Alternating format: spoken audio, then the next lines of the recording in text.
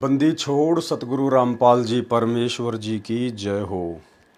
परम पिता परमात्मा सारी सृष्टि के रचनहार कुल मालिक असंख्य ब्रह्मांडों के स्वामी जगत गुरु तीनों लोकों में प्रवेश करके सबका भरण पोषण करने वाले राजाधिराज आत्माधार नाथों के नाथ देवों के देव महादेव सर्वेश्वर महेश्वर मृत्युंजय अजरो अमर आदि अनादि सनातनी प्रभु जगत पिता जगदीश्वर श्री श्री 1008 की उपाधि के वास्तविक अधिकारी अकाल मूर्त शब्द स्वरूपी राम वासुदेव सर्वगतम ब्रह्म परम पूज्य प्रथम पूज्य परम संत परम पुरुष परम धनी परम दयालु सत्य कबीर हक्का कबीर अल्लाह अकबर बाखबर अल्लाह ताला जगत के तारणहार जगत के मुक्तिदाता जगत के जगन्नाथ हारे के सहारे हिंदुओं के राम मुसलमानों के अल्लाह सिखों के वाहिगुरु ईसाइयों के मसीह दया के सागर दया निधि करुणा के सागर करुणा निधि स्वयंभू परिभू संकट मोचन कष्ट हरण मंगल करण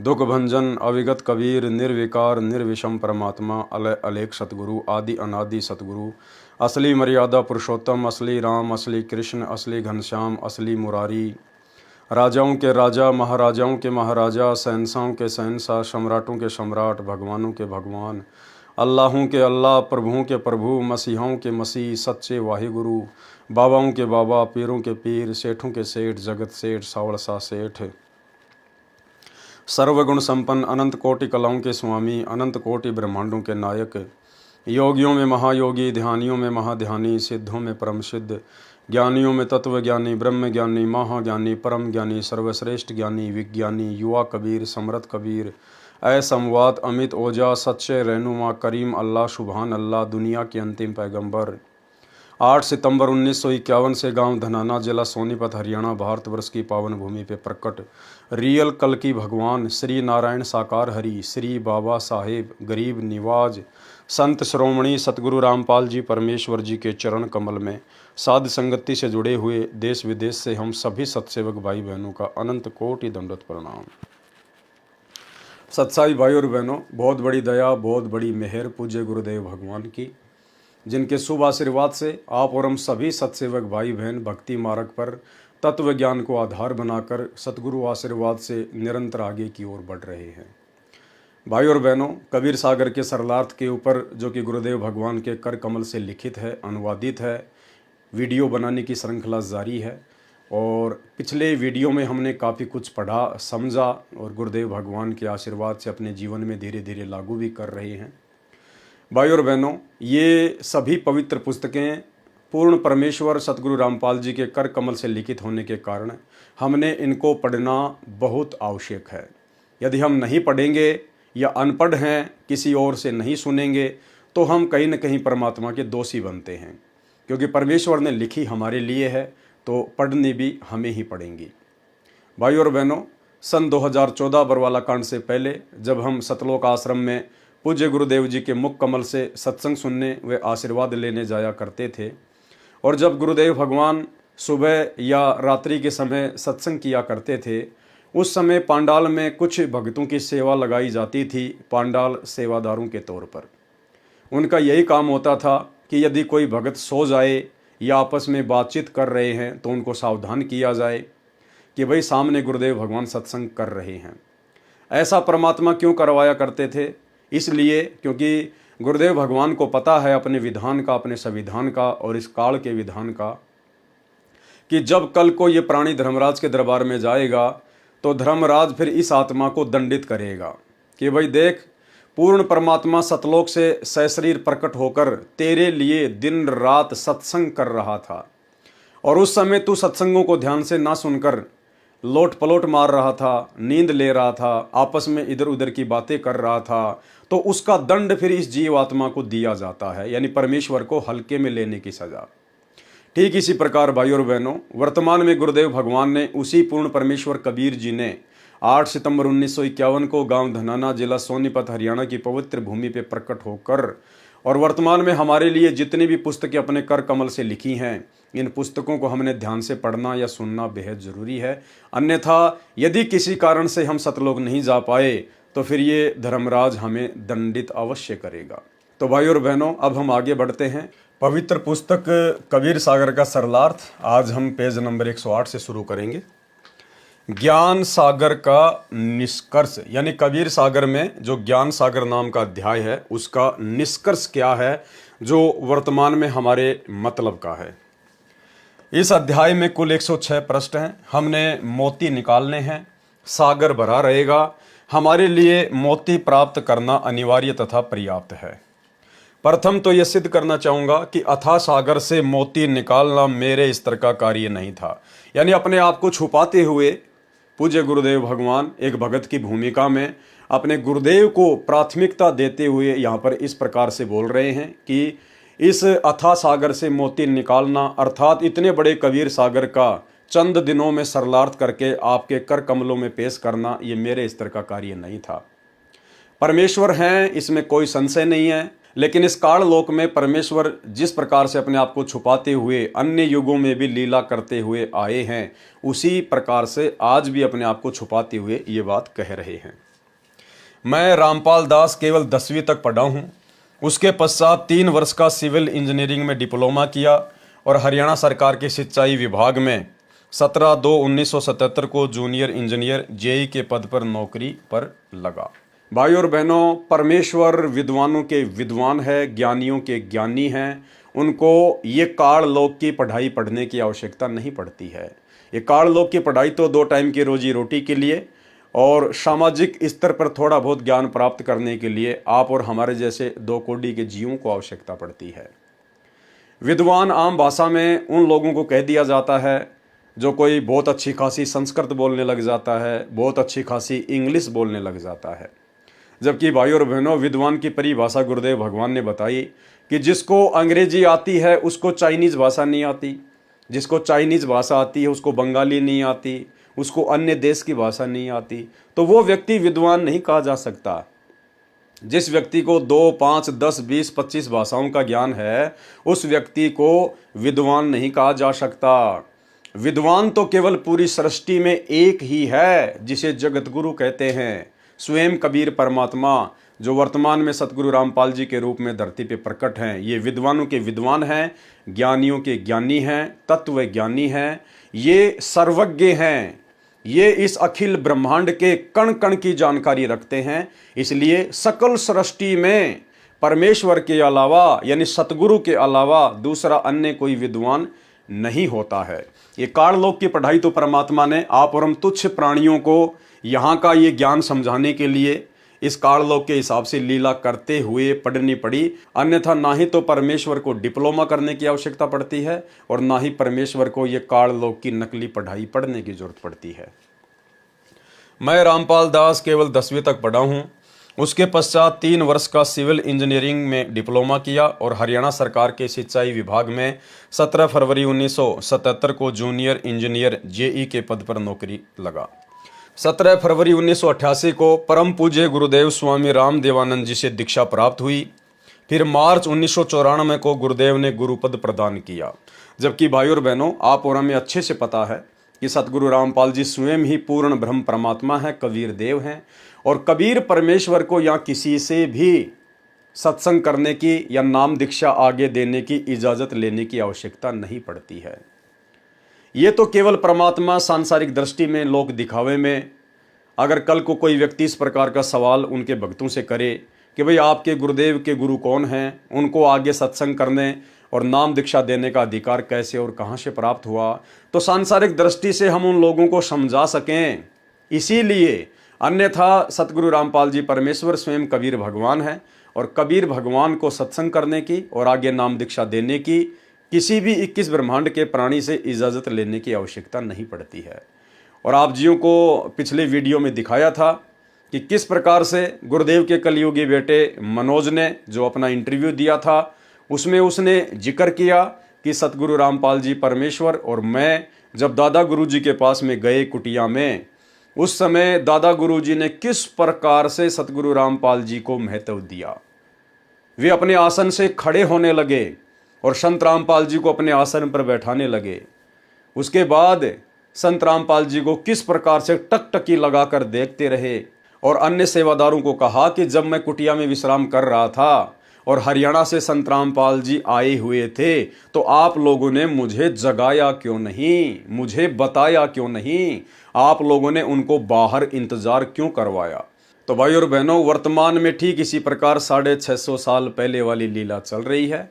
संत रामपाल जी स्वयं कबीर भगवान हैं और आदरणीय रामदेवानंद जी तो केवल उनके मुंह बोले गुरु बने हुए थे। अन्यथा आदरणीय रामदेवानंद जी को इस बात का भली भांति पता था कि जो महान शक्ति, जो परम शक्ति मेरा शिष्य बनने की भूमिका कर रही है, ये स्वयं कबीर भगवान है।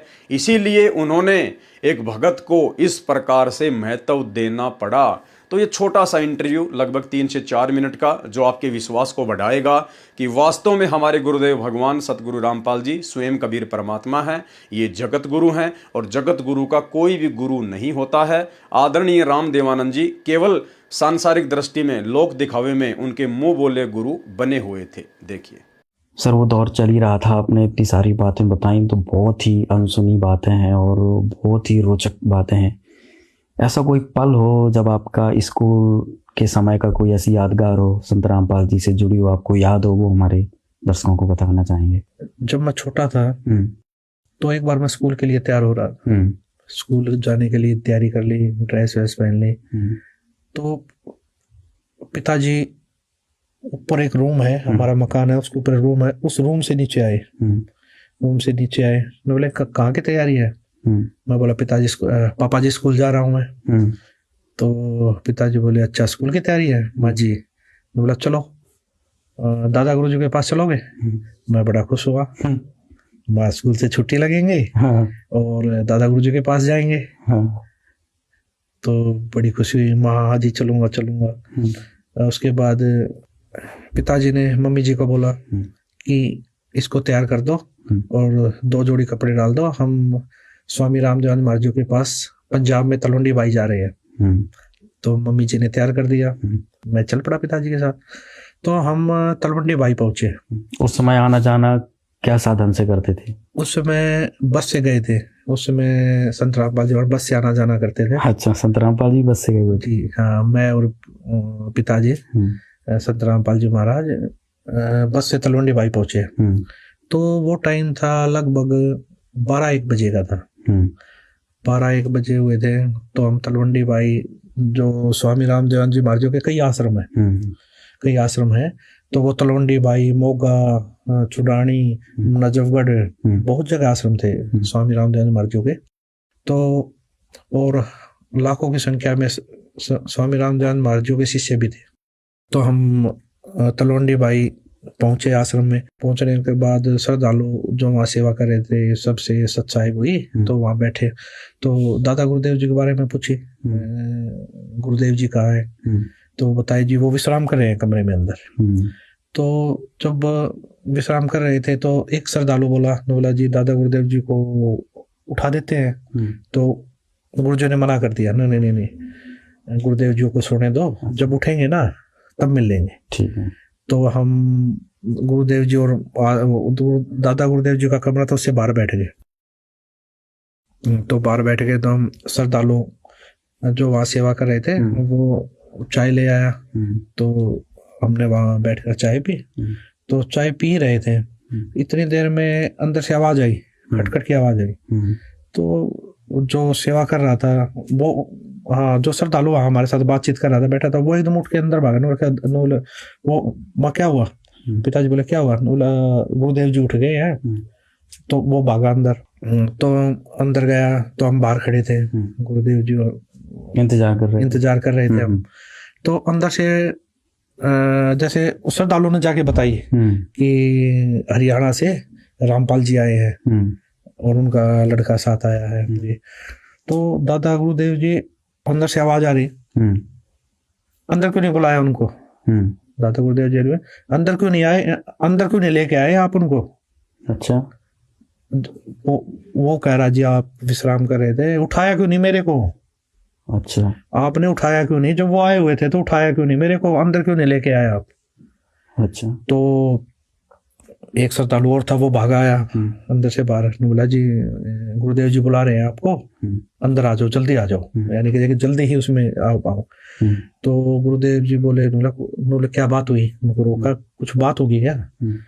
कि वो बोले कोई ऐसी बात तो नहीं होगी जिससे दादा गुरुदेव जी स्वामी रामदेव जी महाराज मुझसे नाराज हो गए हो कभी? कोई ऐसी बात तो नहीं हो रखी है?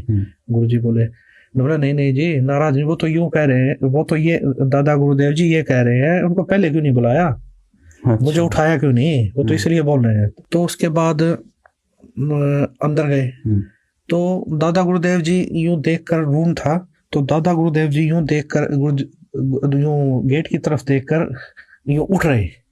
अच्छा। यानी कि गुरु जी अंदर आए, उनको देखकर उठने लगे। अच्छा। अपनी चारपाई से। अच्छा। हाँ, उठने लगे तो गुरु जी, हम स्पीड से चल ही रहे थे, जाके गुरु जी के चरण लिए, चरण लेके गुरु जी के खड़े, तो दादा गुरु जी उठ रहे थे। उठते साथ बोले जी आप यहाँ बैठिए। अच्छा। दादा गुरुदेव जी बोले जी आप बैठिए। संत रामपाल जी महाराज, संत रामपाल जी महाराज जी को बोले जी आप बैठिए यहाँ। आप श्रद्धालु जो दो सेवक थे वो खड़े थे वहाँ, वो भी आश्चर्य में, दादा गुरु जी क्या बोल रहे हैं। और दादा गुरुदेव जी हाथ जोड़ कर बोले जी आप बैठिए। तो गुरुदेव जी ने हाथ जोड़े, नौलाना ने नहीं जी आप बैठिए। गुरुदेव जी ये स्थान तो आपका है, आप बैठिए। गुरुदेव जी, दादा गुरुदेव जी भी यूं करके नहीं जी आप बैठिए। कम से कम 2-3 मिनट तक ये चीजें चलती रही। अच्छा। जैसे कोई घर में मेहमान आ जाता, हम कहते जी बैठिए, वो कहने नहीं जी पहले आप बैठिए। तो कम से कम 2-3 मिनट तक ये चीजें चली है, मैंने देखी है ये चीजें। बच्चा था उस समय, ध्यान नहीं था भाई इतना। सर ये तो जो आपने बताई ये बात बहुत ही अद्भुत है, क्योंकि सनातन धर्म में, हिंदू धर्म में, अपनी गुरु परंपरा में अगर देखा जाए तो गुरु पद उच्च होता है और शिष्य का स्थान जो होता है वो नीचे होता है। आज इस प्रकार से आप एक घटना का जिक्र कर रहे हैं, तो स्वामी जी अपने चारपाई पे संत रामपाल जी महाराज को बिठाने के लिए बोल रहे हैं। जी जी, ये चीजें मुझे भी, चलो उस समय बचपना था इतनी समझ में, लेकिन आंखों के सामने ये चीजें चल तो रही थी। ये क्या हुआ उस समय? हाँ, ये क्या हो रहा है। और उस समय 2 सेवक भी वहीं खड़े, वो भी आश्चर्य में, उनकी भी वो भी यूं देख रहे बिल्कुल ये चीजें, स्वामी रामदेव जी महाराज जी मतलब क्या कर रहे हैं। तो ये चीजें 2-3 मिनट तक चली, वो मैंने देखी वहां पर। वो चीजें जब देखी तो गुरुदेव जी ने बड़े ही मतलब ये लगा लिए, बड़े ही आधीनता से कई बार प्रार्थना करने के बाद स्वामी रामदेव महाराज जी को चारपाई पे वापस बैठाया। फिर भी स्वामी रामदेव महाराज जी ये बोले वहां नहीं, चारपाई पे बैठो आप भी। गुरु जी को बोला आप चारपाई पे बैठो फिर भी। अच्छा। नीचे नहीं बैठना है। गुरुदेव जी ने चरण पकड़े और गुरु जी के चरण लिए, चरण लेके गुरुदेव जी नीचे बैठ गए, चरण दबाने लगे। गुरुदेव संत रामपाल जी महाराज जी बोले, बोला जी, संत रामपाल जी महाराज जी चरण सेवा करने लगे। तो मैं भी चरण सेवा करने लग गया। तो स्वामी रामदेव जी महाराज जी तब भी मैं देख रहा था, उस समय भी बड़े ही गुरुजों की तरफ देखते रहे, फिर भी मतलब यूं देखते रहे, गुरुजों की तरफ देखते रहे। अच्छा। हाँ, ये चीज बड़ा ही अचंभित लगी उस समय। मैं देख रहा था, मैं ये क्या चीज है क्या नहीं।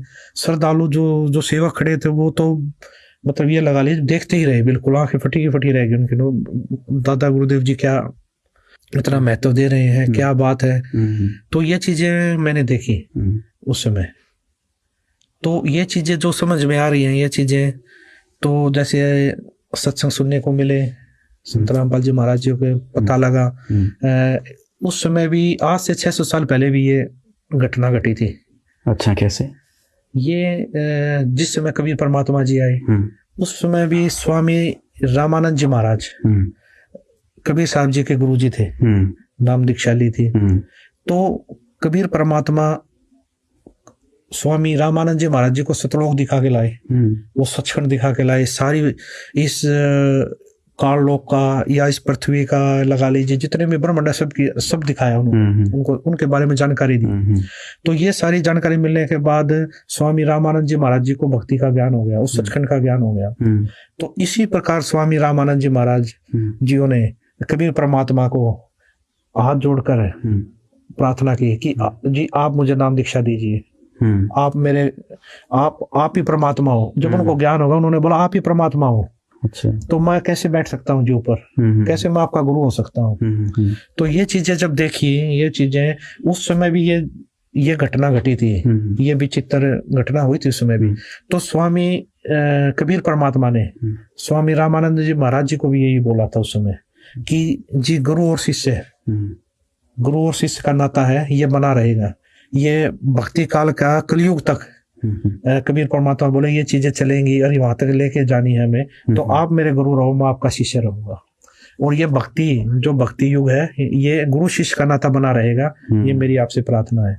तो ये चीजें अब जो देखने को मिल रही है, ये चीजें कुछ मुझे तो लगा वही बिल्कुल, ये तो वही घटनाक्रम जो अभी आपने 600 वर्ष पहले कबीर जी का बताया, वही घटनाक्रम इस समय आपने जो देखा, ये तो बहुत ही अद्भुत बात है। जो हमारे दर्शक हैं वो इस घटना को देखकर समझ सकते हैं कि ये तो बिल्कुल प्रत्यक्ष दृष्टा थे मनोज जी वहाँ पर, और जो ये घटनाक्रम हुआ, इससे संत रामपाल जी महाराज के जो भक्त हैं वो समझ सकते हैं कि संत रामपाल जी महाराज कौन है। ये तो सर बहुत ही अद्भुत आपने घटना बताई। 17 फरवरी 1988 को परम पूज्य गुरुदेव स्वामी राम देवानंद जी से दीक्षा प्राप्त हुई। फिर मार्च 1994 को गुरुदेव ने गुरु पद प्रदान किया। कहा, बेटा तू दीक्षा दे, मैं तेरे को आदेश देता हूँ। जबकि भाइयों और बहनों, आदरणीय राम देवानंद जी ने कभी भी परम पूज्य सतगुरु रामपाल जी को बेटा कहकर संबोधित नहीं किया। ये आपस में उनकी गुप्त बातें थी, और सतगुरु रामपाल जी गुरु को महत्व देते हुए और अपने आप को गुरु से छोटा दर्शाते हुए, यदि वे इस प्रकार से भूमिका ना करें, इस प्रकार के शब्द अपने गुरु को परमात्मा संबोधित करते हुए या उनको विशेष महत्व देते हुए ना लिखें, तो भाइयों और बहनों, फिर आने वाले समय में उनके जो फॉलोवर होंगे वो फिर किस प्रकार से एक शिष्य में कितनी अधीनता होनी चाहिए, कितना शिष्टाचार होना चाहिए, ये पाठ भला कैसे सीखेंगे। इसलिए सतगुरु रामपाल जी यहाँ पर अपने आप को छुपाते हुए और अपने मुंह बोले गुरु को, एक आत्मा को महत्व देते हुए इस प्रकार की बातें लिख रहे हैं। अन्यथा आदरणीय राम देवानंद जी ने कभी भी उनको बेटा कहकर संबोधित नहीं किया। उस दिन वही दिन था जिस दिन परमेश्वर कबीर जी अपनी प्यारी आत्मा संत गरीबदास जी को छुड़ाने के खेतों में मिले थे और दीक्षा दी थी। सत्य लोक ले गए थे, शाम को वापस छोड़ा था। उस उपलक्ष्य में 3 दिन का पाठ चल रहा था। मध्य के दिन मेरे को छुड़ानी धाम में दीक्षा देने का आदेश पूज्य गुरुदेव स्वामी राम देवानंद जी ने दिया था। कहा था कि संसार में तेरे बराबर कोई संत नहीं होगा, मैं तेरे साथ रहूँगा, अपने को अकेला मत समझना। उपस्थित सर्व संगत को कह दिया था कि आज से ये तुम्हारा गुरु है, मैं नहीं। जो वस्तु इसके पास है वह विश्व में किसी के पास नहीं है। जो वस्तु इनके पास है वो विश्व में किसी के पास नहीं है। कौन सी वस्तु? मोक्ष, परम पद की प्राप्ति करवाना, सार शब्द जो इनके पास है वो विश्व में किसी के पास नहीं, अखिल सृष्टि में किसी के पास में नहीं है, क्योंकि ये पूर्ण परमात्मा है। जो वस्तु इनके पास है वह विश्व में नहीं है। उस दिन के बाद से ये दास दीक्षा देने लगा। नौकरी करते करते छुट्टी लेकर तथा शनिवार रविवार की छुट्टियों में पाठ भी करता, सत्संग भी करता था। मई 1995 में पाठों की संख्या अधिक होने के कारण नौकरी पर नहीं जा पाया। नौकरी से त्यागपत्र दे दिया जो हरियाणा सरकार से स्वीकृत है। मैं ये बताना चाहता हूँ कि जो ज्ञान मुझे प्राप्त हुआ है वह सामान्य व्यक्ति को प्राप्त नहीं हो सकता। अब भाइयों और बहनों, इस परमेश्वर कबीर देव के अलावा इस पूरी सृष्टि में बाकी सभी सामान्य व्यक्ति ही हैं। यदि कोई असामान्य व्यक्तित्व का धनी है तो स्वयं कबीर परमात्मा है, सतगुरु रामपाल जी भगवान है। इसलिए परमात्मा ने यहाँ पर अपने आप को दर्शा दिया है। क्या कह रहे हैं? मैं ये बताना चाहूँगा कि जो ज्ञान मुझे प्राप्त है वह सामान्य व्यक्ति को प्राप्त नहीं हो सकता, क्योंकि वह ज्ञान उन महापुरुषों को छोड़कर जिनको परमेश्वर मिले थे और ऊपर लेकर गए फिर वापस छोड़ा था, जिसके शुभ नाम ऊपर बताए हैं, आज तक अन्य किसी को प्राप्त नहीं हुआ। कबीर जी ने कहा है, कबीर 9 मन सूत उलझिया, ऋषि रहे झकमार, सतगुरु ऐसा सुलझा दे, उलझे न दूजी बार। मेरे कहने का तात्पर्य यह है कि जो ज्ञान विश्व में वर्तमान में किसी के पास नहीं है, पहले भी नहीं था, यह सामान्य बात नहीं है। परमात्मा संकेत कर रहे हैं, एक लाइन ऊपर लिखकर फिर नीचे परमात्मा ने संकेत कर दिया कि यह सामान्य बात नहीं है। यानी मैंने इस लाइन में जो कुछ बोला है वो सामान्य बात नहीं है। क्या मेरे कहने का तात्पर्य यह है कि जो ज्ञान विश्व में वर्तमान में किसी के पास नहीं, यानी वर्तमान समय में पूरे विश्व में किसी के पास भी वो ज्ञान, वो समाधान, वो सार शब्द नहीं है जो सतगुरु रामपाल जी के पास है। पहले भी नहीं था, पहले भी नहीं था। यानी संत रामपाल जी से पहले उनके मुंह बोले गुरुदेव थे आदरणीय रामदेवानंद जी, उनके पास भी नहीं था। पंडित चिदानंद जी के पास भी नहीं था। आदरणीय गरीबदास जी के पास भी नहीं था। तो भाइयों और बहनों फिर था किसके पास में? 650 साल पहले तो खुद ही परमात्मा आए थे कबीर नाम से। उस समय ये पूरा ज्ञान देना नहीं था। और कह रहे हैं कि वर्तमान में ये ज्ञान किसी के पास नहीं है और ना पहले था। इसका मतलब भाई और बहनों, सतगुरु रामपाल जी खुद ही कबीर भगवान है। और कबीर भगवान के अलावा ये ज्ञान ना तो वर्तमान में किसी के पास हो सकता, ना आगे किसी के पास होगा, और ना पहले किसी के पास में हुआ था। इस लाइन का मतलब ये है सांकेतिक रूप में कि सतगुरु रामपाल जी वर्तमान में खुद ही कबीर भगवान है और इनके अलावा इस सृष्टि की रचना को अन्य कोई ना जान सकता, ना पहचान सकता, ना कोई किसी को बता सकता। और इस काल के 21 ब्रह्मांड से कोई भी जीव किसी जीव को मुक्त नहीं करवा सकता परमेश्वर के अलावा। तो यहाँ पे गुरुदेव ने ये बातें कहकर अपने आप को कबीर परमात्मा साबित कर दिया है। मेरे कहने का तात्पर्य यह है कि जो ज्ञान विश्व में वर्तमान में किसी के पास नहीं है, पहले भी नहीं था, ये सामान्य बात नहीं है। पहले जिन महापुरुषों को परमेश्वर मिले उनको संपूर्ण ज्ञान था। अब यहां पर परमात्मा ने फिर अपने आप को छोटा साबित कर दिया कि उनको संपूर्ण ज्ञान था। अगर उन्हीं को संपूर्ण ज्ञान था तो यहां पर संत रामपाल जी ये बात क्यों लिखेंगे कि जो ज्ञान विश्व में वर्तमान में किसी के पास नहीं, पहले भी नहीं था, तो फिर उन महापुरुषों के पास में संपूर्ण ज्ञान कहां से आ जाएगा? तो हमने संकेतों को समझना पड़ेगा। परमात्मा बीच बीच में अपने आप को छुपा भी देते हैं, अपने आप को उजागर भी कर देते हैं। और इन पॉइंटों को पकड़ने के लिए ही परमात्मा ने हमें सत्संग सुनाए हैं, तत्व ज्ञान दिया है और साध संगति से जोड़ दिया है। भाइयों और बहनों, आपके हृदय में सतगुरु अभी समाये हैं या नहीं समाये हैं, आप अपने गुरुदेव भगवान को कितना महत्व दे पा रहे हैं, इसका एक फॉर्मूला है।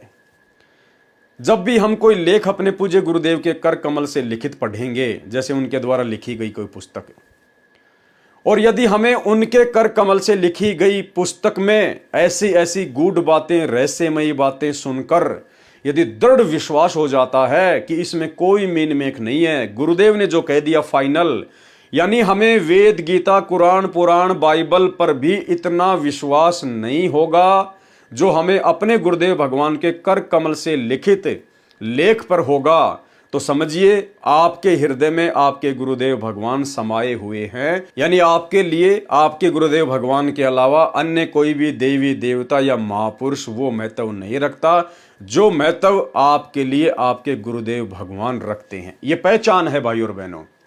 यानी हम गीता में कोई बात पढ़ें, वेदों में कोई बात पढ़ें, कोई गूढ़ रहस्य निकल के आए, तो हमें इतनी खुशी और इतनी प्रसन्नता नहीं होगी जितनी खुशी और प्रसन्नता हमें अपने गुरुदेव के कर कमल से लिखित उन पवित्र पुस्तकों में जब मिलेगी, हम पढ़ेंगे और उस समय हमें जो अपार खुशी होगी, हमारे अंदर जो विश्वास पैदा होगा, तो ये पहचान होती है अपने गुरुदेव को ही परमात्मा मानने की। मेरे कहने का तात्पर्य यह है कि जो ज्ञान विश्व में वर्तमान में किसी के पास नहीं है, पहले भी नहीं था, ये सामान्य बात नहीं है। पहले जिन महापुरुषों को परमेश्वर मिले थे उनको संपूर्ण ज्ञान था, परंतु उनको संपूर्ण दीक्षा देने का आदेश नहीं था। वह संपूर्ण आध्यात्मिक ज्ञान तथा संपूर्ण दीक्षा मंत्र देने का अधिकार मुझ दास को मिला है, क्योंकि वो संपूर्ण अधिकार इस अखिल सृष्टि में केवल कबीर परमेश्वर को ही हो सकता है। और वर्तमान में गुरुदेव भगवान स्वयं कबीर परमात्मा ही है। और फिर अपने आप को छुपाते हुए कह देते हैं कि भाई ये सत्संग करने का आदेश, नाम दीक्षा देने का आदेश मुझे मेरे पूज्य गुरुदेव की दया से प्राप्त हुआ, कबीर भगवान की दया से प्राप्त हुआ। तो अब हम इन संकेतों को समझने लग गए हैं कि परमेश्वर अपने आप को क्यों छुपाते हैं। वह संपूर्ण आध्यात्मिक ज्ञान तथा संपूर्ण दीक्षा मंत्र देने का अधिकार मुझदास को मिला है। यह असामान्य बात है। मेरी इतनी तीक्ष्ण बुद्धि नहीं थी कि इतने विशाल अध्यात्म ज्ञान को संग्रह यानी स्टोर कर सके, तथा सार निकाल सके। ये तो परमेश्वर कबीर बंदी छोड़ जी की शक्ति से तथा पूज्य गुरुदेव जी के आशीर्वाद तथा आदेश से संभव हुआ है। सीधे शब्दों में वही लीला चित्रार्थ हुई जो तोतादरी नामक स्थान पर पंडितों के भंडारे में प्रवेश करने के लिए कबीर परमेश्वर जी ने एक भैंसे को चारों वेदों के मंत्र संस्कृत भाषा में बुलवाए थे। मुजदास से भी ये आध्यात्मिक संपूर्ण सत्य ज्ञान बुलवाया जा रहा है। नहीं, अब आप और हमारी ये परीक्षा होगी भाई और बहनों, जब हम इस प्रकार के लेख गुरुदेव के कर कमल से लिखित पढ़ेंगे जिनमें गुरुदेव अपने आप को छुपाते हैं, तो वो हमारी परीक्षा होगी कि हम इन बातों को सीधे सीधे स्वीकार कर लेते हैं या फिर अब हमें हर शब्द में हर बात में अपने पूज्य गुरुदेव परमात्मा नजर आएंगे और हमें पता चल जाएगा, बिल्कुल नीर खीर का निबेरा सा हो जाएगा कि गुरुदेव यहाँ पर अपने आप को छुपा रहे हैं और यहाँ पर गुरुदेव अपने आप को उजागर कर रहे हैं। भाई और बहनों, ये दया वर्तमान में सतगुरु रामपाल जी परमेश्वर जी ने आप और हम सत्सेवकों के ऊपर बख्शी है। जिस प्रकार बनारस के तोतादरी शहर में कबीर परमात्मा ने एक जोटे को आशीर्वाद देकर वेद मंत्र बुलवाए थे, इस प्रकार की दया तो गुरुदेव ने वर्तमान में आप और हम जानवरों के ऊपर बख्श रखी है। आप और हमारी बुद्धि परमात्मा के मिलने से पहले जानवरों से ज्यादा नहीं थी। हम भी सारा दिन वही कर्म करते थे जो जानवर किया करते थे। फिर परमेश्वर ने हमें अपनी शरण में लिया, ज्ञान को समझने की बुद्धि प्रदान की, धीरे धीरे हमें आगे बढ़ाया अध्यात्म में, फिर अपनी पहचान करवाई। तो ये दया तो गुरुदेव ने उस वैसे राम की तरह आप और हमारे ऊपर कर रखी है। अपने आप को तो गुरुदेव भगवान छुपाते हुए कह रहे हैं कि मेरी इतनी तीक्ष्ण बुद्धि नहीं थी। अरे परमेश्वर से अधिक किसी की तीक्ष्ण बुद्धि हो सकती है क्या? तो ये सारी की सारी लीला परमात्मा की अब धीरे धीरे हमें समझ में आने लगेंगी। परमेश्वर कबीर जी की दया शक्ति से, गुरुदेव जी के आशीर्वाद से अब रामपाल दास सामान्य व्यक्ति नहीं रहा। सामान्य तो पहले भी नहीं थे और सामान्य वर्तमान में भी नहीं है, और ना परमात्मा कभी सामान्य होते हैं। ये तो आप और हमको परमात्मा ने असामान्य बना दिया, अपने भक्तों को आम जगत के लोगों से असामान्य बना दिया परमात्मा ने। परमेश्वर तो असामान्य ही होते हैं। परमेश्वर कबीर जी की दया शक्ति से, गुरुदेव जी के आशीर्वाद से अब रामपाल दास सामान्य व्यक्ति नहीं रहा, संत विशेष की श्रेणी में हो गया है। संत बोले सहज सुभाए, संत का बोला निष्फल ना जाए। यानी जो पूर्ण संत होता है, यदि वो नॉर्मल बातचीत करते समय भी अपने मुख से कोई बातें निकाल देता है तो भी वो असामान्य बात नहीं होती, वो पत्थर की लकीर होती है। साध वचन पलटे नहीं, चाहे पलट जाएं ब्रह्मांड। ज्ञान सागर का सार पेज नंबर 1 पर सर्वप्रथम कुछ नाम लिखे हैं जिनसे स्पष्ट है कि पवित्र कबीर सागर पर धनी धर्मदास जी के बिंद यानी पुत्र वंशावली का प्रभाव रहा है। यदि कुछ कांट छांट मिलावट या बनावटी वाणी काटी या लिखी है तो यह श्रेय धर्मदास जी के गद्दी वाले महंत साहिबानों को ही जाता है। यानी कबीर सागर का जितना भी बेड़ा गर्क किया है, जितनी भी वाणियां अपने मन मुखी मते से उसमें जोड़ी है या निकाली है, ये सारा का सारा कार्य काल प्रेरणा से धर्मदास जी की गद्दी वालों ने किया है। सौरठा बूझो संत विवेक करी, सत्य नाम सार, सतगुरु का आदेश ये है उतरो भवजल पार। सुमरो मनचित एक करी, सतगुरु दीन दयाल। यथार्थ वाणी क्या है जो गुरुदेव भगवान बता रहे हैं? सुमरो मनचित एक करी, सतगुरु करे निहाल। अगम शब्द परमाण इमी, छेड़ सके नहीं काल। बंदी छोड़ दयाल प्रभु, बंदो गुरु पद पंकज। देत दान जो मुक्ति फल, तुम चरणन मम रंज। मुक्ति भेद में कहूँ विचारी, ताको नहीं जानत संसारी। बहु आनंद होत तही ठाहूं, शोक रहित अमरपुर जाऊं। तय वहाँ रोग शोग नहीं कोई, क्रीड़ा विनोद करे सब कोई। चंद न सूर दिवस न राती, वर्ण भेद नहीं जाति अजाति। तहाँ वहाँ जरा मरण नहीं होई, बहु आनंद करे सब कोई। पुष्पक विमान सदा उजियारा, अमृत भोजन करत आहारा। काया सुंदरता ही प्रमाना, उदित हुए जनु सोडस भाना। इतनो एक हंस उजियारा, शोभित ऐसे जानू गगन में तारा। विमल बांस तहाँ बिगलाई, योजन 4 लग सुबांस उड़ाई। सदा मनोहर छत्र सिर छाजा, बूझ न परे रंक और राजा। नहीं तहाँ काल वचन की खानी, अमृत वचन बोले भलवानी। आलस निंद्रा नहीं प्रकाशा, बहुत प्रेम सुख करे विलसा। साखी अस सुख है हमरे घरे, कहे कबीर समुझाए, सत शब्द को जान के अस्थिर बैठे जाए। अब परमेश्वर ने सतलोक के आनंद के विषय में, सतलोक के सुख के विषय में जो इन वाणियों में वर्णन किया है, अब इसका खुलासा करेंगे।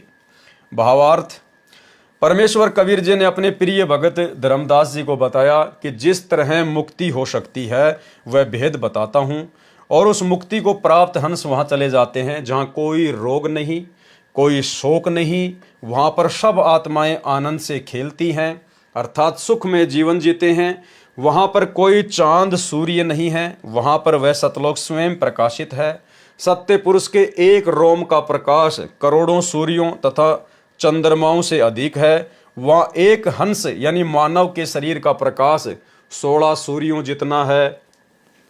वहाँ जाति भेद भी नहीं है। वहाँ हमारे सतलोक में जरा मरण नहीं है, सदा युवा रहते हैं, मृत्यु नहीं है। सर्व भक्तों, स्त्री तथा पुरुष का शरीर सुंदर है, और 16 सूर्यों जितना प्रकाश एक भगत के शरीर का है, तथा भगतमती के शरीर का प्रकाश भी 16 सूर्यों के प्रकाश के समान है। सतलोक में सितारों की तरह चमक रहे हैं। सतलोक में सुगंध उठ रही है जो 4 योजन यानी 48 किलोमीटर तक जाती है। एक योजन में 4 कोस, एक कोस में 3 किलोमीटर, इस प्रकार एक योजन में 12 किलोमीटर, 4 योजन में 48 किलोमीटर हुए। सतलोक में प्रत्येक भगत के पास पुष्पक विमान है।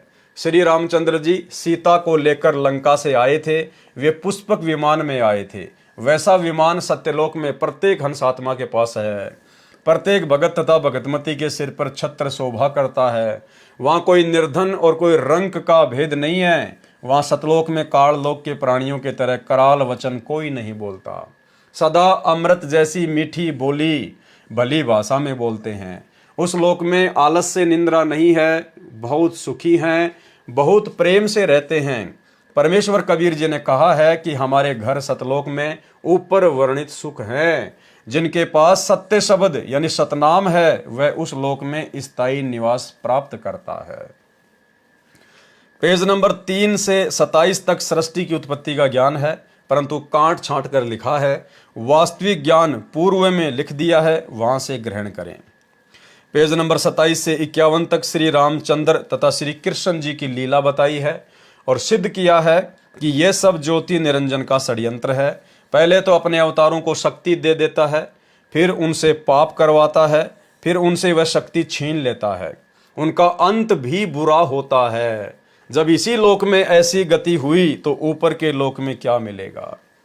ठीक इसी प्रकार भाई और बहनों, वर्तमान में सतगुरु रामपाल जी के भक्तों की, उन भक्तों की जो सतलोक आश्रमों से जुड़े हुए हैं, संत रामपाल जी के काल प्रेरित कलयुगी परिवार के पीछे आंख बंद करके चल रहे हैं, जो इन सतलोक आश्रमों में जाते हैं, इनको पात्रों को ज्योति पाठ और दान का पैसा देते हैं, गुरुदेव के ज्ञान को आधार बनाकर भक्ति नहीं करते हैं, इन तमाम लोगों की वर्तमान में मर्यादा खंडित होने के कारण जिस प्रकार से अकाल मृत्यु हो रही है और सतलोक आश्रम की तरफ से पीला पर्चा निकाल दिया जाता है, चाहे कोई एक्सीडेंट में मरे, चाहे कोई बिजली से करंट लग के मरे, चाहे कोई पंखे से फांसी खाकर मरे, चाहे कोई जहर खाकर मरे, जिस प्रकार से सतलोक आश्रमों से जुड़े हुए कोऑर्डिनेटर वर्तमान में मर रहे हैं। तो संगत को भ्रमित करते हुए सतलोक आश्रमों की तरफ से एक पीला पर्चा वायरल कर दिया जाता है कि वो तो परमात्मा के सैनिक थे और वो तो सतलोक चले गए, वीर गति को प्राप्त हुए। लेकिन यहां परमात्मा स्पष्ट कर रहे हैं भाई और बहनों, श्री राम और श्री कृष्ण जी का उदाहरण देते हुए कि उनका अंत भी बुरा होता है। जब इसी लोक में ऐसी गति हुई तो ऊपर के लोक में क्या होगा। जब संत रामपाल जी से उपदेश प्राप्त करने के बाद जिन जिन लोगों की मर्यादा खंडित है, जो सतलोक आश्रमों से जुड़े हुए हैं, जब यहीं पर उनकी ऐसी दर्दनाक अकाल दुर्गति से मौत हो रही है तो भला वो सतलोक में कैसे जा सकते हैं। अरे गुरुदेव भगवान ने अपने सत्संग में बताया कि मेरे भगत के तो काल निकट भी नहीं आ सकता, निकट भी। और गुरुदेव ने बताया यदि भगतों की मौत भी अन्य जगत वालों की तरह होगी तो भला फिर भक्ति का फायदा क्या। सुनिए, परमात्मा कहते हैं भाई कहाँ जन्मे कहाँ पाले पोसे और खूब लड़ाए लाडे, ना बेरा इस देह के कहाँ खंडेंगे हाडे। ना जर बेरा कित मारेगा काल। कबीर कहाँ गर्बियो ये काल गह करके से, ना बेरा कित मारेगा यो के घर के परदेश। कहते हैं के फूला फिर ऐसे छोटे से नकली सुख मान रहा तू, और काल जो है तेरे बाल पकड़ेगा। काल गह कर केश, कर माने हाथ, केस माने बाल, और ना बेरा कित मारेगा के घर के परदेश। अब आपने उस आंध्र प्रदेश के मुख्यमंत्री की स्थिति देखी, ने कह रहे किसी जगह मारेगा काल की तो पानी पैनी अभी ना पावे, वहाँ पटका ठाक है 3 दिन मत नो बेरा पट्टा उपड़िया कहाँ पर है। तो पुण्यात्माओं, बात ये नहीं कि वो मर गए इस तरीके से, लेकिन जो थोड़े से जिनको हम बड़े व्यक्ति मानते हैं उनकी दुर्गति होती दिखे ना, जब ये मन पापी ठीक ठिकाना आ जाता है। आम आदमी तो रोजमर्रा है उसकी तो चिंता नहीं, मानते नहीं। ऐसे जो जिनको हम सुप्रीम पावर माना थे, मुख्यमंत्री बिरानी के पहाड़ मानते थे हम बिना ज्ञान में, और उसकी के दुर्गति हुई। कहते हैं जो भक्ति नहीं करता उनके ये बिरान माटी होंगी, और जो परमात्मा का नाम लेता है उनके साथ ऐसा नहीं होगा, ये गारंटीड बात है। और जो परमात्मा का नाम लेता है उनके साथ ऐसा नहीं होगा, ये गारंटीड बात है। और जो परमात्मा का नाम लेता है उनके साथ ऐसा नहीं होगा, ये गारंटीड बात है। अगर इतना भी अंतर नहीं है फिर भगवान की आवश्यकता ही समाप्त हो जाती है। ध्रुव प्रहलाद मीराबाई के इतिहास देख लो, मीराबाई को विष पिलाया गया था, विष भी अमृत बन गया उस परमात्मा की भक्ति और शक्ति से। इसलिए पुण्यात्माओं, आपको जो ये क्रिया कर रहे हैं आपका घनी काम आओगी। अब तो आपको ना इतना महसूस हो रहा है, लेकिन आने वाले समय में कहते हैं कल्पे कारण कौन है, कर सेवा भी काम, और मन इच्छा फल देऊंगा जो पड़े मेरे ते काम। आपका मित्र है मुख्यमंत्री, आपका मित्र है प्रधानमंत्री, आपका एक्सीडेंट हो जाता है, एक्सीडेंट में मृत्यु हो जाती है, वो नहीं बचा सकता चाहे आपको कितना ही निकटतम है, वो स्वयं अपनी जान नहीं बचा सकता। तो वहाँ धनी का रोल शुरू हो जाता है, जहाँ परमात्मा का रोल शुरू होता है, जो ऐसे स्थान पर आपकी रक्षा करेगा। तो हमने इन अन्य सहारों को त्याग कर परमात्मा का आसरा ही लेना चाहिए। उनका अंत भी बुरा होता है, जब इसी लोक में ऐसी गति हुई तो ऊपर के लोक में क्या मिलेगा। श्री राम जी ने अंत में अपने पुत्रों लव तथा कुश से पराजित होकर शर्म के मारे सरयू नदी में समाधि लेनी पड़ी, यानी अपनी जीवन लीला सरयू नदी में छलांग लगाकर समाप्त की। यानी श्री रामचंद्र जी दशरथ पुत्र अंत में सरयू नदी में डूब के मरे, डूब के। ऐसी दुर्गति से उनकी मृत्यु हुई। पहले बाली तथा रावण जैसे योद्धाओं को मार डाला था, यही दशा श्री कृष्ण जी की हुई थी। उनकी आंखों के सामने उनका पूरा यादव कुल नष्ट हो गया था, तथा श्री कृष्ण जी के पैर में विषाक्त यानी जहर लगा हुआ तीर एक बालिया नामक शिकारी ने मारा, जिससे उनकी मृत्यु हुई। श्री कृष्ण जी ने बाली को त्रेता युग में वृक्ष की ओट लेकर मारा था, उसी आत्मा ने शिकारी बनकर अपना बदला लिया। पेज नंबर 52 से 53 तक सुदर्शन सुपच द्वारा पांडवों की यज्ञ पूर्ण करने का वर्णन है, परंतु पूर्ण रूप से गलत लिखा है, पूर्ण वर्णन आगे बताया जाएगा। पेज नंबर 53 से 70 तक कबीर परमेश्वर जी का सतयुग, त्रेता युग, द्वापर में सत सुकृत, मुनिंदर तथा करुणामय नाम से प्रकट होने वाला प्रकरण है, जो बिल्कुल ऊट पटांग तरीके से बताया है। वाणी कांट छांट तथा बनावटी मिलावटी बनाकर अपनी बुद्धि अनुसार व्याख्या की है, जो गलत है। वास्तविकता पहले वर्णन कर दी है। पेज नंबर 71 से 74 तक कलयुग में काशी में प्रकट होने का प्रकरण। पेज नंबर 74 पर वर्णन है कि बालक कबीर जी ने बछिया का दूध पिया, कंवारी गाय का दूध पिया। पेज नंबर 75 से 76 रामानंद जी से गुरु दीक्षा लेना आदि आदि का वर्णन है। पेज नंबर 76 पर सिकंदर राजा को अपनी शरण में लेने वाला प्रकरण है। उपरोक्त प्रकरण कबीर चरित्र बोध में भी है, यथार्थ कबीर जी की लीला इस अध्याय में संपूर्ण नहीं है। पेज नंबर 76 से 86 तक रत्ना को मिलना तथा अन्य जानकारी है, जो ज्ञान प्रकाश में बताई जा चुकी है। पेज नंबर 86 पर 8 कमलों की जानकारी है। पेज नंबर 88 से 97 तक सामान्य ज्ञान है, जो ज्ञान प्रकाश में बताया जा चुका है। पेज नंबर 97 से 106 तक अस्पष्ट वर्णन है। इससे अधिक स्पष्ट ज्ञान पहले ज्ञान प्रकाश में धर्मदास को शरण में लेने वाले प्रकरण में पढ़े। विशेष जैसा कि ज्ञान सागर के सार के प्रारंभ में लिखा है कि कबीर सागर धनी धर्मदास जी द्वारा लिखा था, वह हस्तलिखित था। बहुत अधिक बड़ा होने के कारण से किसी महंत ने उसमें से अपने विवेक के अनुसार कुछ कुछ वाणी लेकर कुछ अपनी बनावटी बना मिलाकर ज्ञान सागर बनाया है। इसी प्रकार अन्य कई अध्यायों में यही देखने को मिला है। बाद में स्वामी युगलानंद जी भारत पथिक कबीर पंथी ने उन सर्व अध्यायों को कुछ संशोधित करके एक कबीर सागर का रूप दे दिया गया, जो अपने को वर्तमान में उपलब्ध है। इसलिए ज्ञान सागर में कोई भिन्न ज्ञान नहीं है, ये ज्ञान अन्य अध्यायों में विस्तार के साथ है। उदाहरण, ज्ञान सागर में प्रकरण है कंवारी गाय बछिया के दूध से परमेश्वर कबीर जी की परवरिश। वाणी इस प्रकार है। कबीर जी का काशी में प्रकट होना। यहां पर नूरी गलत लिखा है, नूरी नहीं नीरू को मिलने की कथा है। यह कुछ प्रकरण ठीक व कुछ गलत है, विवेचन करता हूं। अब सत्य क्या है वो सतगुरु रामपाल जी परमेश्वर जी लिख रहे हैं। पेज नंबर 73-74 से, वास्तव में नीरू तथा उसकी पत्नी नीमा द्वापर युग में सुदर्शन सुपच के माता पिता वाली आत्माएं थी। नीरू और नीमा, जिनको कलयुग के प्रथम चरण में परमेश्वर कबीर जी के शिशु रूप में पालन पोषण का सौभाग्य मिला। ये दोनों आत्माएं द्वापर युग में सुदर्शन सुपच, जब करुणा में रूप में कबीर परमात्मा आए थे और उस समय उनका जो परम भगत था सुदर्शन सुपच, ये उसके माता पिता थे। उस समय परमेश्वर कबीर जी करुणामय नाम से प्रकट थे। सुदर्शन जी का जन्म वाल्मीकि जाति में हुआ था। सुदर्शन जी को पूर्ण विश्वास हो गया था कि करुणामय स्वयं पूर्ण परमेश्वर हैं। उस युग में कबीर परमेश्वर जी भी करुणामय की लीला करने के लिए एक कमल के फूल पर शिशु रूप में प्रकट हुए थे। उनको एक वाल्मीकि दंपत्ति अपने घर ले गए थे। वे निसंतान थे। कालू नाम से वाल्मीकि के घर परवरिश होने के कारण परमेश्वर करुणामय वाल्मीकि कहलाए। कालू की पत्नी का नाम गोदावरी था। सुदर्शन जी ने परमेश्वर करुणामय कबीर जी से विनय की थी कि हे परमात्मा, मेरे माता पिता को अपनी शरण में लेकर कल्याण करें।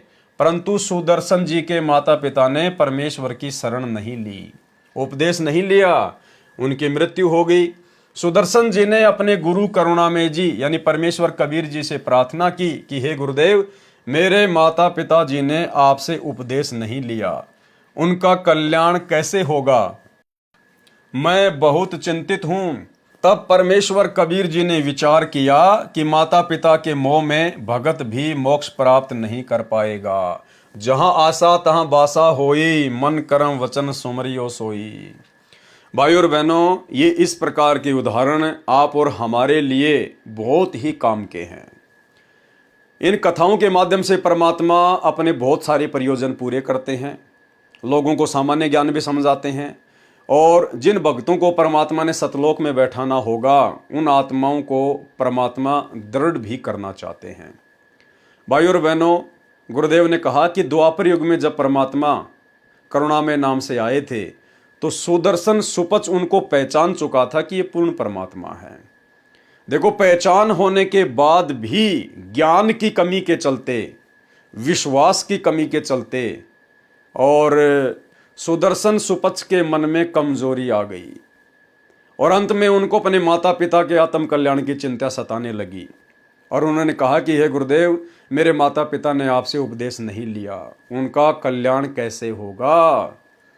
तो परमेश्वर ने सोचा कि ये अपना काम खराब करेगा, माता पिता के चक्कर में अपना बेड़ा गर्क करेगा। तो भाई और बहनों, वर्तमान में ये गलती आप और हम भगत भाई बहनों ने बिल्कुल भी नहीं करनी है, क्योंकि ये कलयुग की बिचली पीढ़ी का समय है। उस सुदर्शन सुपच को तो परमात्मा फिर से संभाल लेंगे, क्योंकि वो द्वापर की बातें थी। आगे फिर परमात्मा ने कलयुग की बिचली पीढ़ी में भी आके अपना खेल खेलना था और वर्तमान में इस दूसरे चरण में भी अपना खेल खेलना है। तो हो सकता है सुदर्शन सुपच को तो परमात्मा ने संभाल लिया, लेकिन भाई और बहनों, अब आगे 13वें पंथ के बाद में कोई 14वां पंथ चलने वाला नहीं है। अब आगे भक्ति मार्ग नहीं है, फिर तो असंख्य युग निकल जाएंगे, असंख्य युग हम महाकष्ट के भागी हो जाएंगे। इसलिए वर्तमान में हमने किसी भी प्रकार की कोई भी कमी अपने अंदर नहीं रखनी है। माता पिता को हमने ज्ञान समझा दिया, या हमने परमात्मा से जोड़ दिया। अब आगे का काम माता पिता का है और उस परमेश्वर का है।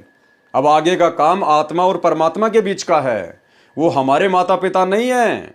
आज जिन्हें हम अपना माता पिता समझ रहे हैं वो ना जाने कितने जन्मों में हमारे घोर दुश्मन की भूमिका निभा चुके हैं, हमारे बेटा बेटी की भूमिका निभा चुके हैं। तो भाई और बहनों, ये सारा का सारा काल का षड्यंत्र है। इसने हमारे को आपस में रिश्तों में ऋणों में बांध रखा है। परमात्मा हमें ऋण मुक्त करवा कर मोक्ष प्रदान करने आए हैं। तो अब हमने गुरुदेव के तत्व ज्ञान को आधार बनाकर और जिस भी कुल या परिवार में हम रहते हैं और जो भी हमारे को जिम्मेदारी भगवान ने दी हुई है, शिष्टाचार के साथ में हमने वो जिम्मेदारियां निभानी है। फालतू का लाड प्यार प्रेम मोह ममता हमने किसी से नहीं रखनी है, क्योंकि गुरुदेव ने बता दिया, बेटा ये मिट्टी के पुतले, हाड़ मांस के पुतले हैं, ये काल के खिलौने हैं, ये कब टूट जाएंगे इनका कोई भरोसा नहीं है। और कितनी बार तुम ये खिलौने बन चुके हो। तो अब हमने फालतू की मोह ममता जो हमारे पैरों में बेड़ियां डालती हैं मोक्ष मार्ग में, अब हमने ऐसी गलती बिल्कुल भी नहीं करनी है। हमने खुद भी भक्ति करनी है, अपने पूरे परिवार को भी भक्ति पर लगाना है। हमने संदेशा उनको देते रहना है। कोई लग जाएगा तो अच्छी बात है, नहीं लगता है भक्ति मार्ग पर तो हमारा कार्य पूरा हुआ। आगे वो आत्मा जाने, उसका परमात्मा जाने। हमने तो अपने आत्म कल्याण की सोचनी है। परमात्मा कहते हैं, आप मरे जग प्रलय होई। जब इंसान खुद मर जाता है तो उसके लिए तो पूरी सृष्टि मर जाती है। तो भाई और बहनों, यही सोचकर हमने विशेष तौर पर अपने आत्म कल्याण के लिए विशेष सावधानी रखनी है। और अब इस कलयुग की पिछली पीढ़ी में, मोक्ष के प्राइम टाइम में, अब हमने वो गलतियां नहीं करनी है जो गलती हम पहले के युगों में करते हुए आ रहे हैं। और इस मोक्ष मार्ग से अपना पैर भी फिसलता हुआ आ रहा है। तब परमेश्वर कबीर जी ने विचार किया कि माता पिता के मोह में भगत भी मोक्ष प्राप्त नहीं कर पाएगा। जहाँ आशा तहाँ बासा होई, मन कर्म वचन सुमरियो सोई। इसलिए परमेश्वर कबीर जी ने अपने भगत को विश्वास दिलाया कि मैं तेरे माता पिता का कल्याण करूंगा, उनको अगले जन्म में शरण में लूंगा, ये मेरी प्रतिज्ञा है। तब भगत सुदर्शन जी शांत होकर भक्ति करने लगा। अगले जन्म में वे दोनों ब्राह्मण जाति में जन्मे, यानी उसी द्वापर युग में फिर वो सुदर्शन सुपच के माता पिता फिर एक ब्राह्मण जाति में जन्मे। दोनों का फिर विवाह हुआ परंतु संतान नहीं हुई। उनको परमेश्वर कबीर जी 3 वर्ष की आयु के बच्चे के रूप में मिले। वे उस बच्चे को घर ले गए। बच्चा उनसे कहता कि आप परमात्मा की भक्ति शास्त्र विधि अनुसार नहीं कर रहे हो, मैं बताता हूँ शास्त्र अनुकूल साधना, मुझे गुरु बनाओ। ये सुनकर दोनों क्रोधित हो गए। कहा, तू हमारे से ज्यादा जानता है क्या?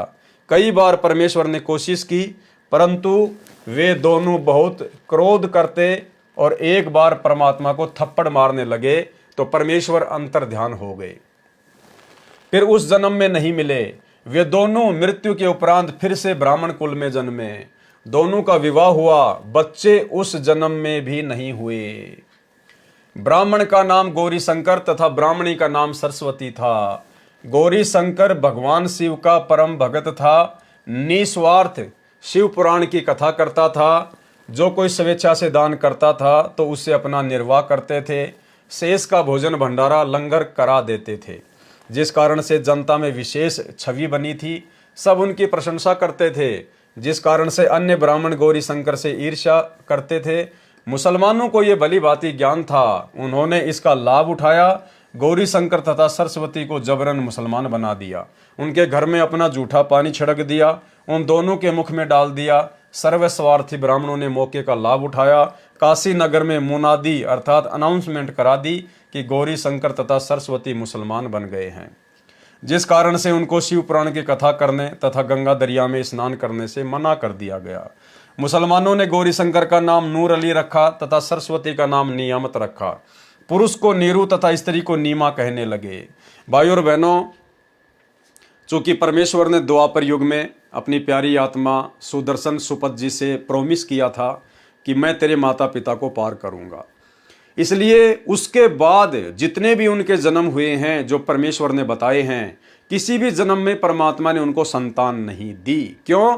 क्योंकि परमात्मा नहीं चाहते थे कि इनके ऋण संबंध बढ़े और ये यहीं पर बेटा बेटी के चक्कर में मोह ममता में उलझ कर रह जाएं। किसी भी जन्म में कबीर परमेश्वर ने उनको संतान नहीं दी। उन्हीं आत्माओं का जन्म फिर आगे चलकर 650 साल पहले नीरू और नीमा के रूप में हुआ। उस समय भी परमात्मा ने उनको संतान नहीं दी। और भाइयों और बहनों, उन आत्माओं को वर्तमान में भी परमात्मा संतान नहीं देगा। हिसार जेल से आने वाली विशेष ऑडियो में गुरुदेव भगवान ने उन्हीं आत्माओं का फिर से जिक्र किया है कि नीरू और नीमा को परमात्मा वर्तमान में भी संतान नहीं देगा। वर्तमान में वही नीरू और नीमा वाली आत्मा सतगुरु रामपाल जी की शरण में आ चुकी हैं। गुरुदेव ने स्पष्ट कर दिया और गुरुदेव कह रहे हैं कि वर्तमान में भी उनको संतान नहीं दूंगा। इसलिए भाई और बहनों, जो भाई बहन निसंतान हैं उनका बहुत बड़ा सौभाग्य है। मान लीजिए संगत में हजारों की संख्या में ऐसे भाई बहन हैं, भगत और भक्तमती हैं, जिनको संतान नहीं है और वो सतगुरु रामपाल जी की शरण में हैं। भाई और बहनों, आप में से ही वो नीरू और नीमा की आत्मा है। फिर से परमात्मा ने दोनों आत्माओं को एक जगह जोड़ के रखा है। इसलिए आप जियों को तो सतगुरु रामपाल जी परमेश्वर जी की भक्ति के प्रति समर्पित हो जाना चाहिए, कुर्बान हो जाना चाहिए, क्योंकि आप लोगों का तो वर्तमान में बेड़ा पार है, कोई रोकने वाला नहीं है। सतगुरु रामपाल जी भगवान आप आत्माओं के ऊपर विशेष दया दृष्टि रखते हुए वर्तमान की पिछली पीढ़ी तक लेकर आए हैं और वर्तमान में भी गुरुदेव संतान नहीं देगा।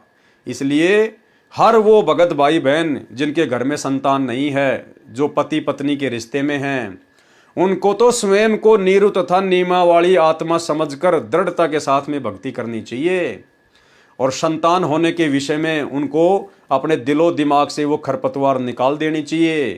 परमात्मा संतान नहीं देगा। जब आज से पहले नहीं दी तो वर्तमान में कैसे देगा? कोशिश तो आपने पहले भी बहुत की थी, वर्तमान में भी बहुत कर रहे हैं, लेकिन नहीं हो रही ना, तो परमात्मा नहीं दे रहा, क्योंकि परमात्मा आप लोगों का मोक्ष करना चाहता है।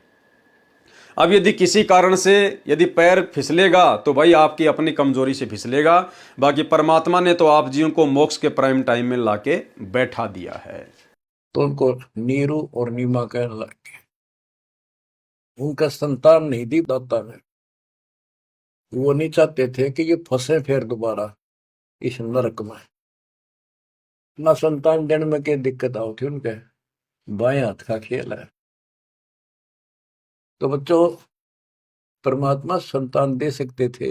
जैसे अब्राहिम सुल्तान था, हम तो धन मांगते फिरा, हे भगवान धन दे दे धन दे दे, और धन में सड़े था। उसको उसका संतान और रानी गगन तार रखे थे, घोड़े घोड़े कितने थे।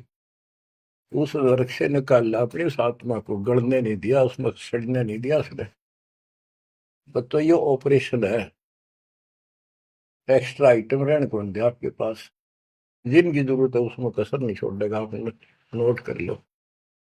साईं इतना दीजिए जा में कुटुंब समावे, हम भी भूखे ना रहे, अतिथि ना भूखा जा।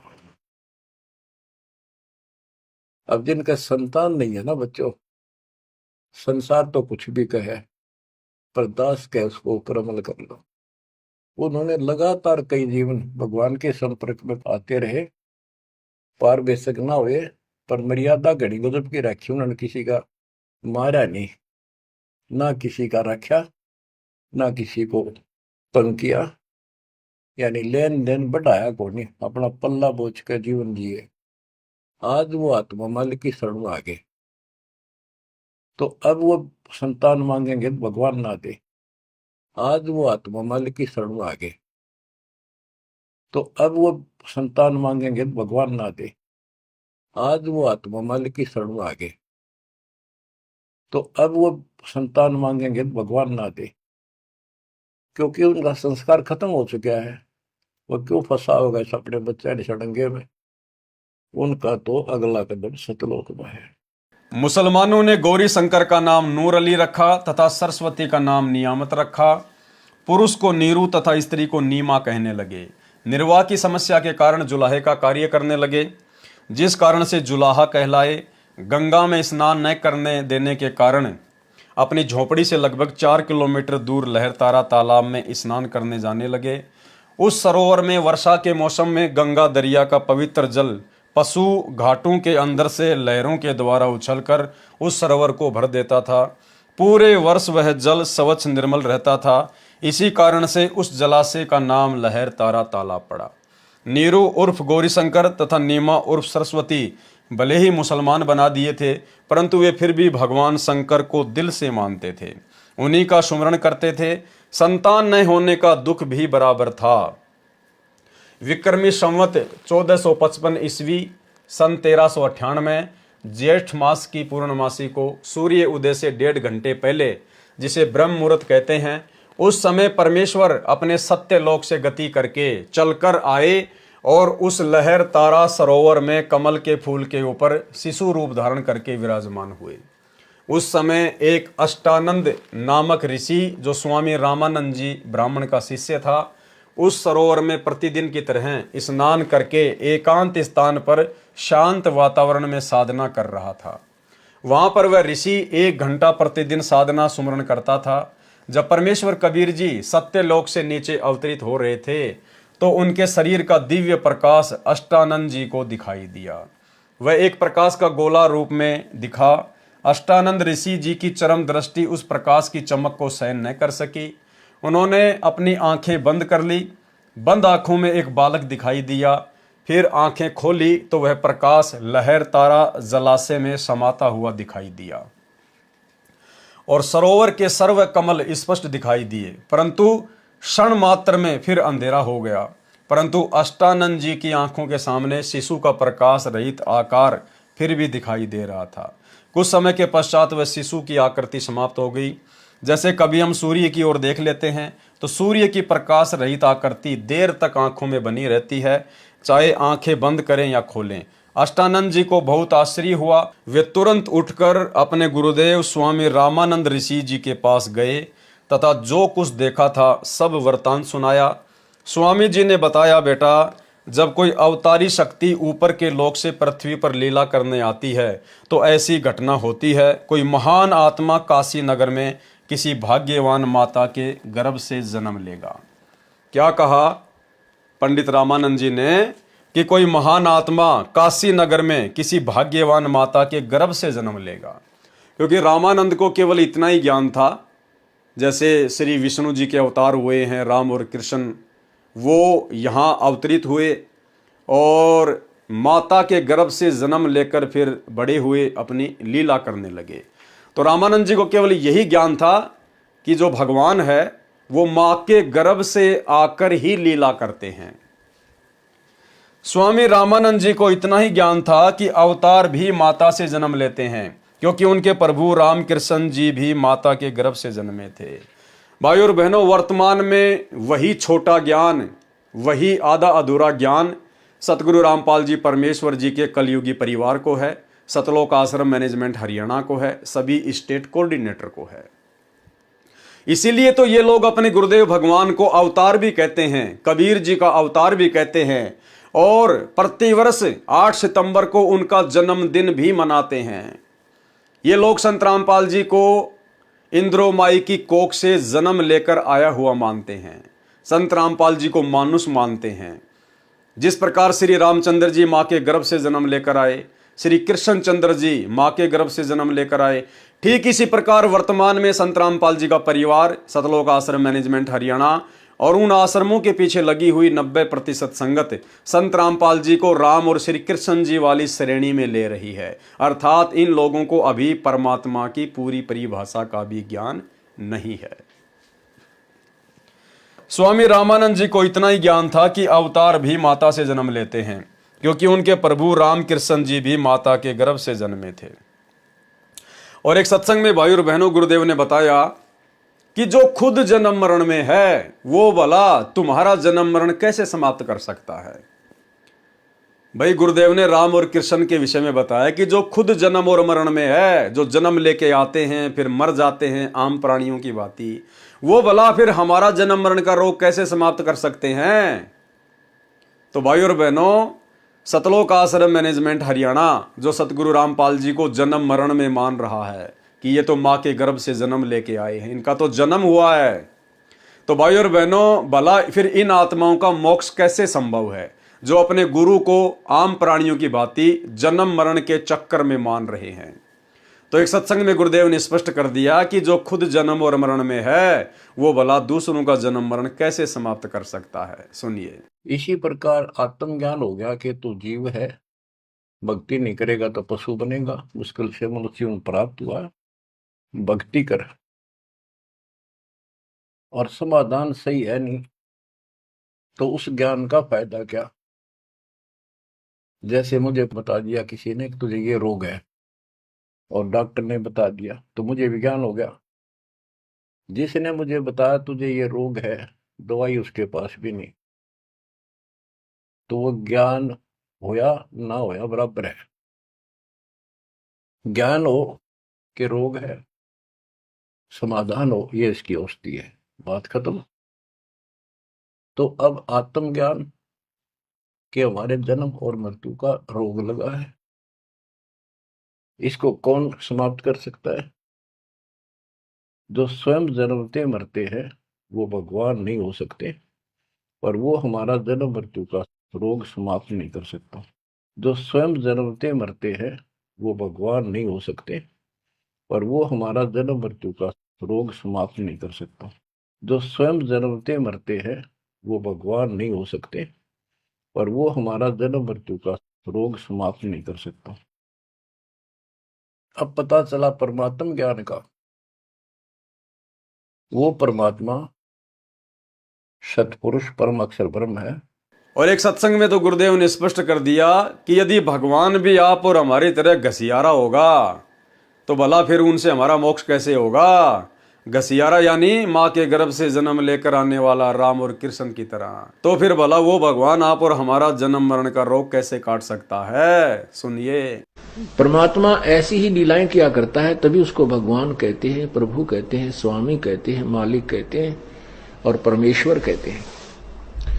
लेकिन कुछ एक अज्ञानियों ने, अज्ञानी ऋषियों महर्षियों ने, गुरुओं ने ये थ्योरी सेट कर दी कि भगवान ये जो लीलाएं हैं झूठी हैं, ऐसे भगवान बगैर किसी माता के कोई गर्भ से कोई नहीं बाहर आ सकता, कोई जन्म नहीं, ऐसे स्वयं नहीं प्रकट हो सकता। तो बहुत सा समाज इस बात पर आधारित हो चुका है कि बिल्कुल ठीक है, क्योंकि श्री राम माता से उत्पन्न हुए, श्री कृष्ण मां से उत्पन्न हुए, जितने भी हम जिनको भगवान की संज्ञा में गिनते हैं सभी मां से उत्पन्न हुए। इसलिए हमने ये भी सत्य मान लिया कि मां के बिना उत्पन्न कोई नहीं हो सकता। लेकिन भगवान कैसे किसे कहेंगे। परमात्मा उसी को कहा जाता है जो एक जन साधारण की क्रियाओं से अलग क्रियाएं करे। बोलो। परमात्मा उसी को कहा जाता है जो एक जन साधारण की क्रियाओं से अलग क्रियाएं करे। बोलो। परमात्मा उसी को कहा जाता है जो एक जन साधारण की क्रियाओं से अलग क्रियाएं करे। इसलिए भाई और बहनों, इन संकेतों को समझो। संत रामपाल जी तो अपने आप को छुपाते हुए सब कुछ कहेंगे कि मेरे को तो ये ज्ञान मेरे गुरुजी से प्राप्त हुआ है, मेरा तो जन्म किसान परिवार में हुआ है, मेरी माता जी का नाम ये है, मेरे पिताजी का नाम ये है। क्योंकि वो तो अपने आप को छुपाते हुए यहाँ पर आम मनुष्य की भांति लीला करते हुए अपना ज्ञान प्रचार करते हैं। लेकिन गुरुदेव से तत्व ज्ञान लेने के बाद आप और हमारी तो बुद्धि खुल जानी चाहिए कि जो ज्ञान 21 ब्रह्मांड में किसी के पास नहीं है, वो ज्ञान कोई 21 ब्रह्मांड का सामान्य प्राणी कैसे दे सकता है, सामान्य संत कैसे दे सकता है। इसको देने के लिए तो परमात्मा स्वयं सतलोक से नीचे उतरते हैं। तो संत रामपाल जी स्वयं कबीर भगवान हैं, कबीर परमेश्वर हैं, और इनके अलावा जीव का आत्म कल्याण कोई नहीं कर सकता। और परमेश्वर को, जिस परमेश्वर के गर्भ में सारी सृष्टि ठहरी हुई है, समाई हुई है, भला उस विशाल परमात्मा को एक माता, एक काल लोक की स्त्री भला कैसे अपने उदर में समा सकती है, अपने गर्भ में समा सकती है। तो भाई और बहनों, ये सारी की सारी परमेश्वर की लीलाएं हैं। परमेश्वर हमारी चरम दृष्टि को धोखा देते हुए और अपना तत्व ज्ञान देकर फिर अपनी पहचान करवाना चाहते हैं। तो हम कभी भी अपने गुरुदेव को मानुष मानने की या फिर माँ के गर्भ से जन्म लेकर आने की कहकर इस प्रकार की गलती ना करें। प्रतिदिन की तरह नीरू तथा नीमा भी उसी लहर तारा तालाब में स्नानार्थ आए। पिछले दिन नीरू के घर कोई मेहमान आए थे, यानी एक दिन पहले नीरू नीमा के घर पर उनके कोई गेस्ट आए थे, जिसमें एक स्त्री भी थी। स्त्री ने नीमा से चर्चा में संतान की महिमा बताई कि पुत्र बिना गति नहीं होती, वृद्ध अवस्था में कौन सहारा बनेगा, एक बच्चा तो होना ही चाहिए, निसंतान का तो लोग सुबह सुबह मुख देखना भी शुभ नहीं मानते। उस स्त्री के जाने के पश्चात उसके द्वारा लगाए इंजेक्शन का प्रभाव नीमा पर ऐसा हुआ कि वह सारी रात रोती रही और अपने इष्ट देव शंकर जी से एक पुत्र प्राप्ति की मांग करती रही। सवेरे उठकर अपने पति के साथ नहाने के लिए चली, तब भी सुबह सुबह कर आहें भरकर भगवान शिव से याचना कर रही थी कि हे महादेव, क्या हमारे लिए आपके पास संतान नहीं है? आप तो समर्थ हैं, मेरी गलती को क्षमा करके एक लाल मेरी झोली में भी डाल दें। उसकी यह दयनीय दशा देखकर नीरू ने कहा, हे नीमा, अपनी किस्मत में संतान होती तो प्रभु शंकर कभी के संतान दे देते। ठीक इसी प्रकार भाई और बहनों, वर्तमान में जो संत रामपाल जी के फॉलोवर हैं, विशेषकर संगत में वो माता बहनें जिनके कई वर्षों के उपरांत भी संतान नहीं हो रही है, भाई और बहनों, किसी भी प्रकार से संतान प्राप्ति की कोई दवाई या कोई झाड़ जंपाड़ या डॉक्टरी सलाह बिल्कुल भी नहीं लेनी है, अन्यथा परमात्मा पे आपका अविश्वास प्रकट हो जाएगा। नीरू नीमा ने क्या क्या यत्न नहीं किए संतान प्राप्ति के लिए, लेकिन परमात्मा ने नहीं देनी थी तो नहीं देनी थी, चाहे कितना रो लीजिए, कितने ही आप जी जंतर मंत्र करवा लीजिए, कितने अपने कर्म फोड़ लीजिए, कितनी ही दवाई वगैरह ले लीजिए, परमेश्वर ने नहीं देना है तो नहीं देना है। और वर्तमान में भाई और बहनों, यदि किसी उपदेश प्राप्त बहन को शादी के उपरांत संतान नहीं हो रही है, तो भाई और बहनों, ये परमात्मा ने जानबूझकर उसके घर में संतान नहीं भेजनी है, जानबूझकर। हो सकता है उस बहन के भाग्य में संतान थी, लेकिन सतगुरु रामपाल जी ने वर्तमान में इस कलयुग की पिछली पीढ़ी में उसके आत्म कल्याण को ध्यान में रखते हुए जानबूझकर वो संस्कार काट दिया है, उसके भाग्य से संतान को हटा दिया है। तो ये आपके लिए सोने पे सुहागा है। यदि आप संत रामपाल जी के उपदेशी भगत हैं और आपके घर में यदि संतान उत्पन्न नहीं हो रही है, तो संतान प्राप्ति का अन्य कोई भी तरीका ना अपनाएं, जो तरीका ज्ञानहीनता में ये जगत वाले भाई बहन अपनाते हैं। यदि सतगुरु रामपाल जी भगवान आपके परिवार में संतान भेजना उचित समझेंगे, और यदि आपके भाग्य में संतान नहीं है तो भी गुरु जी भेज देंगे, और यदि आपके घर में संतान भेजना गुरुदेव उचित नहीं समझेंगे, और यदि आपके भाग्य में संतान है तो परमात्मा उसको कैंसिल कर देंगे। इसलिए भगत भाई बहन अपनी तरफ से किसी भी प्रकार का कोई भी अनैतिक तरीका संतान प्राप्ति का ना अपनाएं और परमेश्वर की रजा में राजी रहें। जो राखूं त्यों ही रहूं हमरा के चारा, और खाने जाद खरीद हूं गुलाम तुम्हारा। क्योंकि इस कलयुग की पिछली पीढ़ी में भक्ति यदि हम सही कर रहे हैं तो भाई और बहनों फिर हमारी मर्जी नहीं चलेगी, सतगुरु की मर्जी चलेगी। और यदि अपने कर्म फोड़ने हैं फिर चाहे कितने फोड़ लीजिए, फिर परमात्मा किसी भी प्रकार का कोई भी सहयोग आपको नहीं करेगा। हो सकता है परमात्मा फिर आपकी जिद को देखते हुए आपको संतान भी दे देगा, लेकिन वो संतान फिर आगे चलकर आपके जीवन का झंकार बन जाएगी, आपके जीवन में आपके भविष्य में कांटे उत्पन्न कर देगी वो संतान, क्योंकि फिर आपका मोक्ष हो नहीं पाएगा। अभी इस जन्म में तो अपना लाल खिला लेना, अपना बच्चा खिला लेना, अगले जन्म में फिर सूरी बना दी जाएगी, कुतिया बना दी जाएगी, फिर वो सारी इच्छा काल पूरी करेगा कि तेरे को पुत्र चाहिए था ना, पुत्रियां चाहिए थी ना, ले 10-10 12-12 सूरी बनाकर, कुतिया बनाकर। तो भाई और बहनों, फालतू का पंगा मोल मत लेना, जैसा परमात्मा रखे वो परमात्मा का प्रसाद समझकर ग्रहण कर लीजिएगा। उसकी यह दयनीय दशा देखकर नीरू ने कहा, हे नीमा, अपनी किस्मत में संतान होती तो प्रभु शंकर कभी के संतान दे देते। आप रो रो कर अपनी आंखें खराब कर लोगी, मिलना वही है जो भाग्य में लिखा है। ये कहकर अपनी धोती से उसके आंसू पोंछे। सरोवर पर आने के पश्चात पहले नीमा ने स्नान किया, क्योंकि तब तक अंधेरा था। उसके पश्चात नीरू ने स्नान के लिए तालाब में प्रवेश किया। नीमा उस वस्त्र को धोने के लिए पुनः सरोवर के किनारे गई जिसको लपेटकर स्नान किया था। उस समय सरोवर या दरिया के जल में नंगा स्नान करना पाप माना जाता था। तब सवेरा हो गया था, वस्तु कुछ कुछ स्पष्ट दिखाई देने लगी थी। नीमा को एक कमल के फूल के ऊपर कुछ हलचल महसूस हुई। ध्यानपूर्वक देखने से पता चला कि एक नवजात शिशु पंकज पर विराजमान है, यानी कमल के फूल पर विराजमान है। एक पैर का अंगूठा अपने मुख में चूस रहा है और एक को चला रहा है। नीमा ने अपने पति से कहा कि देखो जी, कमल फूल पर बच्चा लेटा है। नीरू गोते मार मार कर तथा कभी पानी में खड़ा होकर अपने दोनों हाथों से पानी अपने शरीर पर डाल डालकर आनंद से शीतल जल में नहाकर गर्मी से निजात पा रहा था। ये जो यहाँ पर जल की तरह नल लिखा गया है, हो सकता है ये मिस प्रिंट है, इसको प्रिंट करवाते समय जल की जगह ये नल लिखा गया। खड़ा होकर अपने दोनों हाथों से पानी अपने शरीर पर डाल डालकर आनंद से शीतल जल में नहाकर गर्मी से निजात पा रहा था।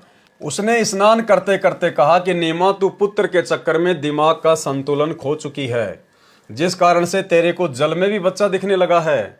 नीमा ने बहुत कसक के साथ पुनः कहा कि जी सचमुच देखो तो एक बार, बच्चा डूबने वाला है। नीरू ने उधर देखा जिधर नीमा हाथ से संकेत कर रही थी। नीरू ने आओ देखा ना ताव, फूल सहित बच्चे को उठाकर अपनी पत्नी को थमा दिया और कोसने लगा उस बेरहम स्त्री को जिसने यह मासूम बच्चा मारने के लिए अंधेरे में फेंक दिया।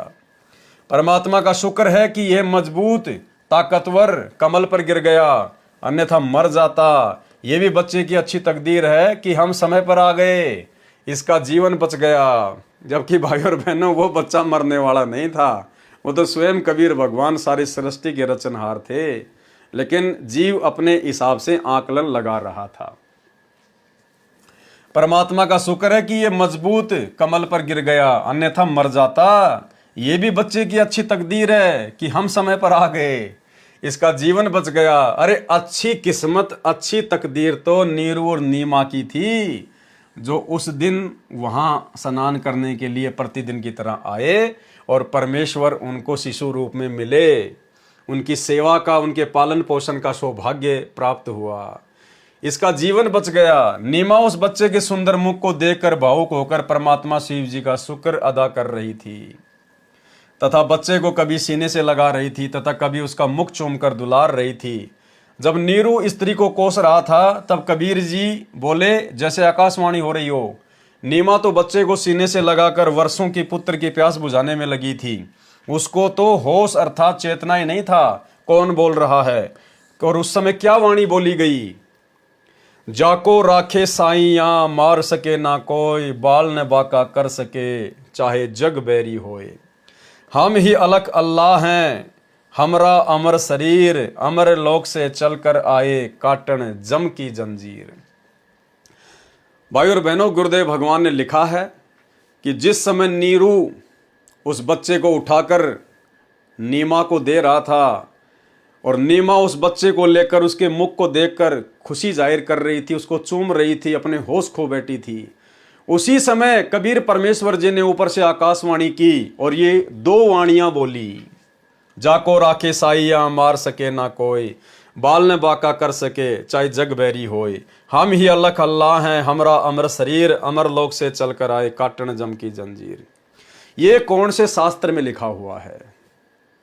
क्या आज तक किसी ने बताया कि जिस समय नीरू और नीमा को शिशु रूप में कबीर परमात्मा प्राप्त हुए उस समय आकाशवाणी हुई थी? क्या किसी ने सुनी थी? क्या किसी ने नोट कर लिया था उस समय? भाई और बहनों, कौन बता सकता है ये बात कि उस समय क्या घटना घटित हुई थी, कौन सी वाणियां बोली गई थी, क्या आकाशवाणी हुई थी? स्वयं कबीर भगवान ही बता सकता है, जिन्होंने उस समय ये अमर वाणियां बोली। तो सतगुरु रामपाल जी जो आज लिख रहे हैं अपने कर कमल से, तो कौन हुए सतगुरु रामपाल जी? स्वयं कबीर भगवान उस समय शिशु रूप में। यही सतगुरु रामपाल जी भगवान नीरू नीमा को प्राप्त हुए थे और इन्हीं सतगुरु रामपाल जी परमेश्वर जी ने उस समय आकाशवाणी के माध्यम से ये दो वाणियां बोली थी। तो ये संकेत किया है गुरुदेव भगवान ने ये दो वाणियां लिखकर अपने विषय में कि भाई अपने गुरु को कोई सामान्य व्यक्ति समझने का प्रयास ना करना, ये मूर्खता ना कर देना। वर्तमान में हमें इसी प्रकार के जगह जगह संकेत मिलेंगे भाई और बहनों, कबीर सागर के सरलार्थ में जगह जगह आने वाले समय में और भी गहरे गहरे संकेत। और भाई और बहनों, आपको साथ संगतियों पर दृढ़ विश्वास हो जाएगा कि जो बातें परमेश्वर ने 2012 में अपने कर कमल से कबीर सागर के सरलार्थ में लिख दी थी, लेकिन हम पढ़ नहीं पाए, समझ नहीं पाए, वही सारी बातें उनके जेल जाने के बाद सात संगति के माध्यम से परमात्मा संगत में लागू करवा रहा है।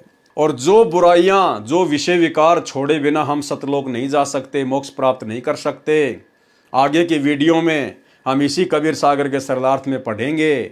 भाई और बहनों, वो सारी बुराइयां परमात्मा पिछले कई वर्षों से अपनी विशेष प्यारी आत्माओं से, सात संगति वालों से, सात संगति के माध्यम से वीडियो बनवा कर छुड़वा रहे हैं। तो हमें दृढ़ विश्वास हो जाएगा कि साध संगतियां वास्तव में सतगुरु रामपाल जी का 13वां यथार्थ कबीर पंथ है और साध संगति से जुड़े बिना हम सतलोक के योग्य हंस नहीं बन सकते। तब कबीर जी बोले, जैसे आकाशवाणी हो रही हो, नीमा तो बच्चे को सीने से लगाकर वर्षों की पुत्र की प्यास बुझाने में लगी थी, उसको तो होश ही नहीं था कौन बोल रहा है। और वाणी क्या बोली गई, जाको राखे साइया मार सके ना कोई, बाढ़ न बाका हो सके चाहे जग बैरी होए, हम ही अलग अल्लाह हैं हमरा अमर शरीर, अमर लोक से चलकर आए काटन जम की जंजीर। नीरू तथा नीमा ने सोचा कि आसपास किसी किनारे पर कोई साधु संत परमात्मा की स्तुति कर रहा होगा। नीरू को लोकला सताने लगी, जिस कारण से अपनी पत्नी से कहा कि नीमा, संसार के व्यक्ति क्या सोचेंगे, यदि हम इस बच्चे को घर ले गए तो अपना जीना हराम हो जाएगा। कोई कुछ कहेगा, कोई कुछ, मुसलमानों में हमारे परिचित ज्यादा नहीं है, ये लड़का भी छीन लिया जाएगा और दंडित भी किए जा सकते हैं, नगर निकाला भी मिल सकता है। आप इस बच्चे को परमात्मा के भरोसे यहीं छोड़ दो। नीमा ने कहा, मैं इस बच्चे को नहीं छोड़ सकती, न जाने इस बालक ने मेरे ऊपर क्या जादू कर दिया, क्योंकि परमेश्वर तो जादूगरों के जादूगर है। मैं मर सकती हूं परंतु बालक नहीं छोड़ूंगी। नीरू ने दुखी होकर जीवन में प्रथम बार अपनी पत्नी पर क्रोध किया और थप्पड़ मारने के लिए हाथ उठाया और कहा कि आज तक मैंने तेरी प्रत्येक बात को माना, कारण यही था कि हमारे कोई अपनी संतान नहीं थी। मैं यही विचार करता था कि तेरे को मैं इतना प्यार दूं कि तू पुत्र सेवा को भी भूल जाए। तेरे को कभी सोई हुई को नहीं जगाया, वस्तु मांगी तो एक के स्थान पर दो लाया, जिस कारण से तू मेरी किसी बात की परवाह नहीं कर रही है। बहुत मुंह लगा रखी है, जिद्दी हो गई है। इस बच्चे को रख दे, मेरी एक बात तो मान ले, नहीं तो मैं तुझे थप्पड़ मारूंगा।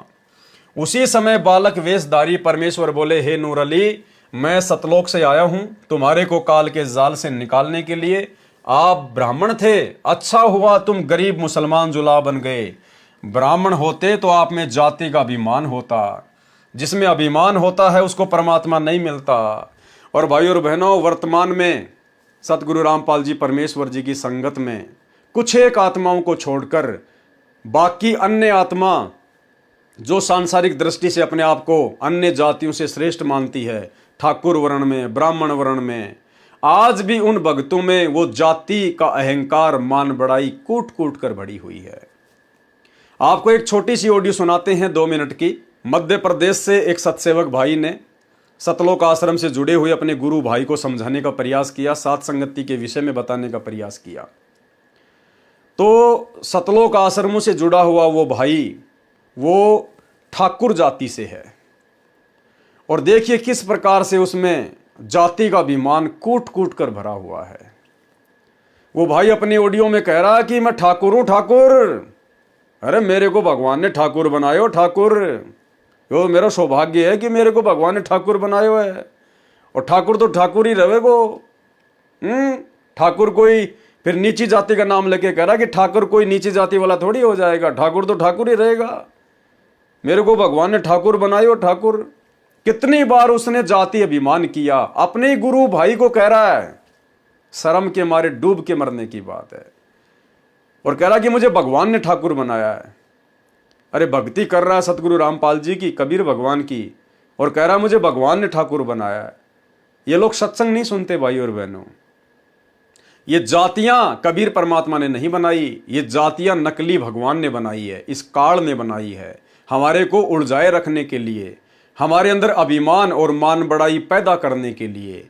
क्योंकि अभिमानी व्यक्ति, अहंकारी व्यक्ति, वो चाहे किसी भी प्रकार का उसमें अहंकार आ जाए, चाहे बेटा बेटी का आ जाए, नौकरी का आ जाए, धन का आ जाए, जमीन का आ जाए, जाति का आ जाए, धर्म का आ जाए, रूप रंग का आ जाए, अहंकारी व्यक्ति कभी भी परमात्मा को प्राप्त नहीं कर सकता। परमात्मा का अहंकार का 36 का आंकड़ा है, 36 का आंकड़ा है अहंकार का और परमात्मा का। गुरुदेव भगवान कहते हैं, आधीनी के पास है पूर्ण ब्रह्म दयाल, मान बड़ाई मारियो बेअदबी सिरकाल। सुनिए। हेलो। हाँ भगत जी, कैसा है?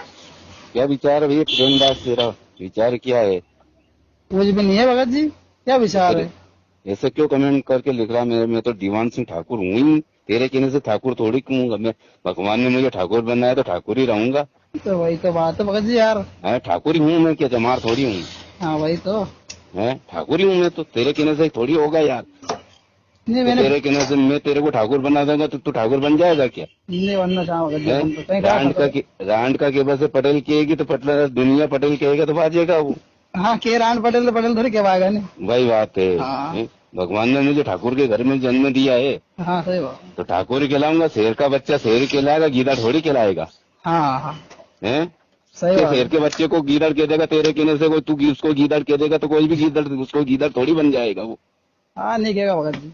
है, तो मैं तो ठाकुर ही हूँ, ठाकुर के घर जन्म लिया है तो ठीक है भाई।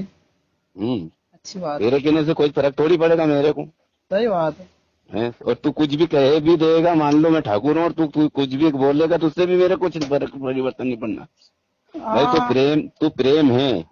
हाँ तो तेरा नाम प्रेम ही रहेगा। मैं बलवान दास और ताकत दास धर दूंगा तो वो थोड़ी बनेगा कहने से। सही बात है। हाँ प्रेमदास से ही पहचाना जाएगा भाई। तेरे परिवार ने जो तेरा नाम रख दिया वही चलेगा, मेरे कहने से नाम दूसरा थोड़ी परिवर्तन होगा। सही बात है। तो मैं तो वो ठाकुर के घर में जन्म लिया तो ठाकुर ही कहलाऊंगा यार। सही बात है। तो भाई और बहनों, यदि हमने वास्तव में परमात्मा प्राप्ति करनी है और हम यदि इतना सारा संघर्ष वास्तव में अपने मोक्ष के लिए कर रहे हैं, तो हमारे अंदर से हर प्रकार का अभिमान और अहंकार समाप्त हो जाना चाहिए।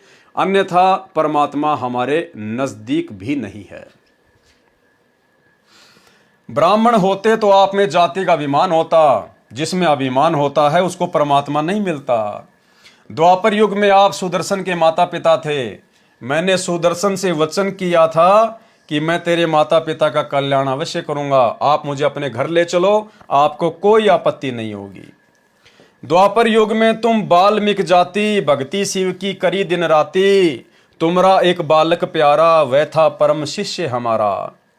शुपच भगत मम प्राण प्यारा, उससे था एक वचन हमारा, ता कारण हम चल आए, जल पर प्रकट हम नारायण कहाए। ले चलो तुम घर अपने, कोई अकाज होए नहीं सपने, बाचा बंद जा कारण यहाँ आए, काल कष्ट तुमरा मिट जाए। इतना सुनकर जुल्हा घबराया, कोई जिंद या ओपरा पराया, मोकू कोई सांप ना लग जाए, ले बालक को घर को आए। सुत काशी को ले चले, लोग देखन तहां आए, अन्न पानी भक्षय नहीं, जुल्हा शोक जनाए। कबीर परमेश्वर जी को लेकर नीरू जुलाहा अपनी पत्नी के साथ घर पर आया। वह डर गया कि इस बच्चे में कोई जिंद या भूत प्रेत बोल रहा है, कहीं मेरे को हानि ना कर दे। इस डर से बच्चे को घर ले आया।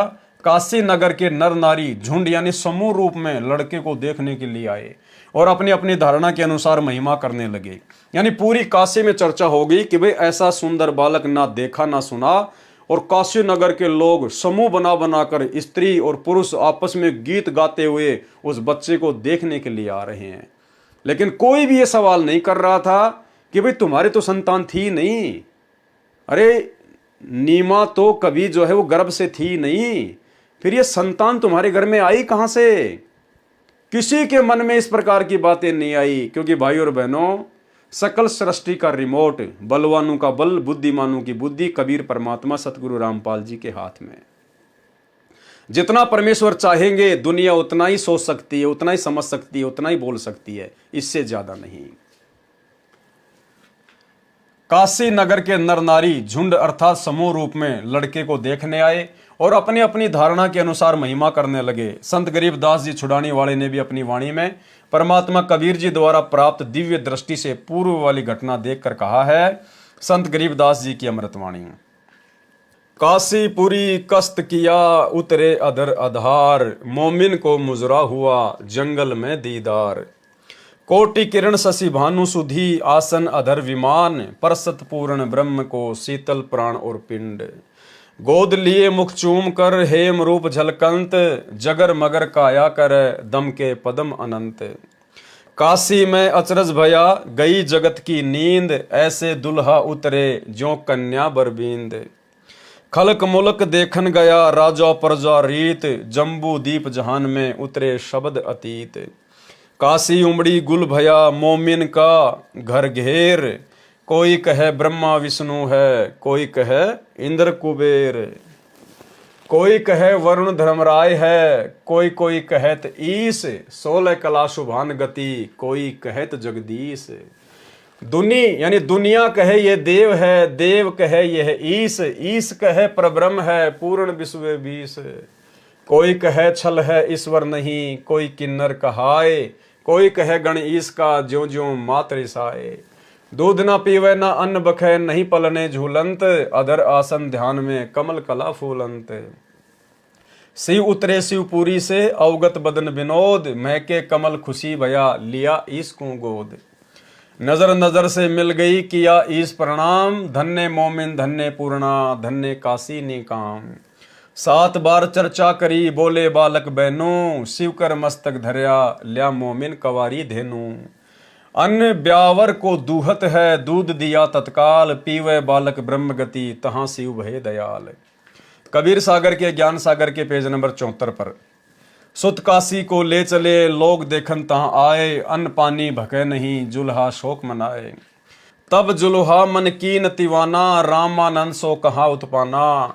मैं सुत पायो बड़ा गुणवंता, कारण कौन भखे नहीं संता। रामानंद ध्यान तब धारा, जुल्हा से तब वचन उचारा। पूर्व जन्म ते ब्राह्मण जाति, हरि सेवा की नी बलि बाती। कछु सेवा तुम हरि की चूका, ताते भयो जुल्हा का रूपा। प्रति प्रभु कह तोरी मान लीन्या, ताते उधान में सुत तो दीन्या। नीरू वचन हे प्रभु जस की न्यो तस पायो, आरत हो तव दर्शन आयो। सो कहिए उपाय गुसाई, बालक सुधावंत कछु साई। रामानंद अस युक्ति विचारा, तव सुत कोई ज्ञानी अवतारा। बछिया जाही बैल नहीं लागा, सो लाई डठ करो ते ही आगे। दूध चले ते थन ते दूध ही धर्यो छिपाई, सुधावंत जब होवे तब ही दियो पिलाई। चौपाई जुल्हा एक बछिया ले आवा, चलो दूध कोई मरम न पावा। चलो दूध जुल्हा हरसाना, राखो छिपाई काऊ नहीं जाना। पीवत दूध बाल कबीरा, खेलत संतों संग जो मत धीरा। ज्ञान सागर पेज नंबर 73 पर चौपाई भगवान शंकर तथा कबीर बालक की चर्चा। नोट यह प्रकरण अधूरा लिखा है, फिर भी समझने के लिए मेरे ऊपर कृपया है। परमेश्वर कबीर जी की पहले ये वाणी पढ़ें जो ज्ञान सागर के पेज नंबर 73 पर लिखी है, फिर अंत में सार ज्ञान ये दास रामपाल दास बताएगा। यानी वास्तव में क्या घटना घटी थी, ये सारी जानकारी गुरुदेव भगवान फिर वास्तविक लिखेंगे। चौपाई घर नहीं रहो पुरुष और नारी, मैं शिव सो अस वचन उचारी। आन के बार बदत हो योग, आपन नार करत हो भोग। जो वाणी कोष्टक में लिखी है वे वाणी पहले ज्ञान सागर में नहीं लिखी गई हैं। यानी ये जितने भी कोष्टक लगे हुए हैं जिन जिन वाणियों के आगे, ये पहले ज्ञान सागर में नहीं थी, सतगुरु रामपाल जी परमेश्वर जी ने लिखी हैं। वास्तविक ऐसा भरम जाल फैलाया, परम पुरुष का नाम मिटाया। काशी मरे तो जन्म न होई, स्वर्ग में बास तास का सोई। मगहर मरे सो गधा जन्म पावा, काशी मरे तो मोक्ष करावा। और पुनः तुम सब जग ठग राख्या, काशी मरे हो अमर तुम भाख्या। जब शंकर होए तब काला, ब्रह्मांड 21 हो बेहाला। तुम मरो और जन्म उठाओ, औरन को कैसे अमर कराओ। सुनो शंकर एक बात हमारी, एक मंगाओ धेनु कंवारी। 7 कोरा घट मंगवाओ, बछिया के पीठ हाथ फिराओ। दूध चलेगा थनते भाई, रुक जाएगा बर्तन भर जाई। सुनो बात देवी के पूता, यानी हे दुर्गा जी के बेटे, शंकर को कह रहे हैं परमात्मा, सुनो बात देवी के पूता, हम आए जग जगावन सूता, हम इस सोई हुई दुनिया को जगाने के लिए आए हैं। पूर्ण पुरुष ज्ञान बताऊं, दिव्य मंत्र दे अमर लोक पहुंचाऊं, तब तक नीरू जुल्हा आया, रामानंद ने जो समझाया। रामानंद की बात लागी खारी, दूध देवेगी गाय कंवारी। तब शंकर पंडित रूप में बोले, कवारी धनु लाओ तो ले, साथ कोरा घड़ा भी लाना, ताश में धेनु दूधा भराना। तब जुल्हा बछिया और बर्तन लाया, शंकर गाय पीठ हाथ लगाया। दूध दिया बछिया कवारी, पिया कबीर बालक लीलाधारी। नीरू नीमा बहुते हरसाई, पंडित शिव स्तुति गाई। कह शंकर ये बालक नाही, इनकी महिमा कही न जाई। मस्तक रेख देख मैं बोलूं, इनकी समतुल काहे को तोलूं। ऐसा नक्षत्र देखा नाही, घूम लिया मैं सब जग ठाही। इतना कहा तब शंकर देवा, कबीर कहें बस कर भेवा। यानी जब शंकर ने इतनी बातें बोली तो कबीर परमेश्वर ने कहा कि बस रहने दे, अब ज्यादा महिमा और ना कर। मेरा मरम न जाने कोई, चाहे ज्योति निरंजन होई। हम हैं अमर पुरुष अवतारा, भव से जीव उतारूं पारा। इतना सुन चले शंकर देवा, नीरू शीश चरण धर की नीरू नीमा सेवा। हे स्वामी मम भिक्षा लीजे, सब अपराध क्षमा कीजे। कह शंकर हम नाही पंडित भिखारी, हम हैं शंकर त्रिपुरारी। साधु संत को भोजन कराना, तुम्हारे घर आए रहमाना। ज्ञान सुन शंकर लजा आई, अद्भुत ज्ञान सुन सिर चकराई। ऐसा निर्मल ज्ञान अनोखा, सचमुच हमार है नहीं मोखा। कबीर सागर अध्याय समसम वेद बोध, पेज नंबर 132 से 134 तक परमेश्वर कबीर जी की प्रकट होने वाली वाणी है, परंतु इसमें भी कुछ गड़बड़ कर रखी है। कहा है कि जुलाहा नीरू अपनी पत्नी का गोना, यानी विवाह के बाद प्रथम बार अपनी पत्नी को उसके घर से लाने को गोना अर्थात मुकलावा कहते हैं। ये गलत है। जिस समय परमात्मा कबीर जी नीरू को मिले उस समय उनकी आयु लगभग 50 वर्ष की थी। विचार करें, गोने से आते समय कोई बालक मिल जाए तो कोई अपने घर नहीं रखता। वह पहले गांव तथा सरकार को बताता है, फिर उसको किसी निसंतान को दिया जाता है, यदि कोई लेना चाहे तो, नहीं तो राजा उसको बाल गृह में रखता है या अनाथ आलय में छोड़ते हैं। नीमा ने तो बच्चे को छोड़ना ही नहीं चाहा था, फिर भी जो सच्चाई वह है ही। हमने परमात्मा पाना है, उसको कैसे पाया जाता है, वह विधि सत्य है तो मोक्ष संभव है। ज्ञान इसलिए आवश्यक है कि विश्वास बने कि परमात्मा कौन है, कहाँ प्रमाण है, वह चेष्टा की जा रही है। अब केवल बालक कबीर जी ने कंवारी गाय का दूध पिया था, वे वाणी लिखता हूँ। सबसम वेद बोध, पेज नंबर 134 से। पंडित निज निज भवन सिधारा, बिन भोजन बीते बहुबारा। बालक रूप तासु ग्रह रहेता, खान पान नाही कुछ गहते। जुलाहा तब मन में दुख पाई, भोजन करो कबीर गोसाई। जुलाहा जुलाही दुखित निहारी, तब हम तिनते वचन उचारी। कंवारी एक बछिया ले आओ, कोरा भांडा एक मंगाओ। तत्क्षण जुलाहा चली जाई, गऊ की बछिया कोरी लाई। कोरा भांडा एक गुहाई, भांडा बछिया शीघ्र आई। दो कबीर के सन्मुख आना, बछिया दिशा दृष्टि निजताना।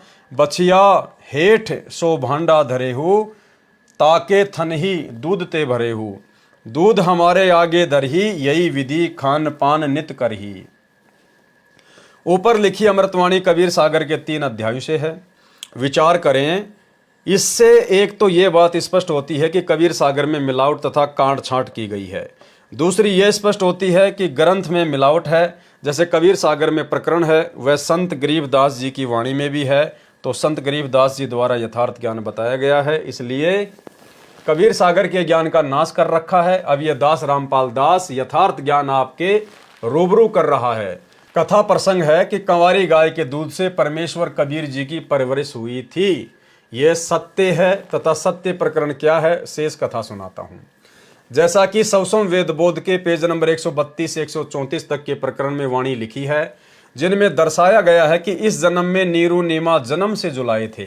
यानी कबीर सागर में कांट छांट करके धर्मदास की गुरु गद्दी वालों ने लिख दिया कि नीरू नीमा तो जन्म से ही जुलाहे थे, इससे पहले जन्म में पंडित थे। वास्तविकता यह है कि उस जन्म में भी पंडित थे।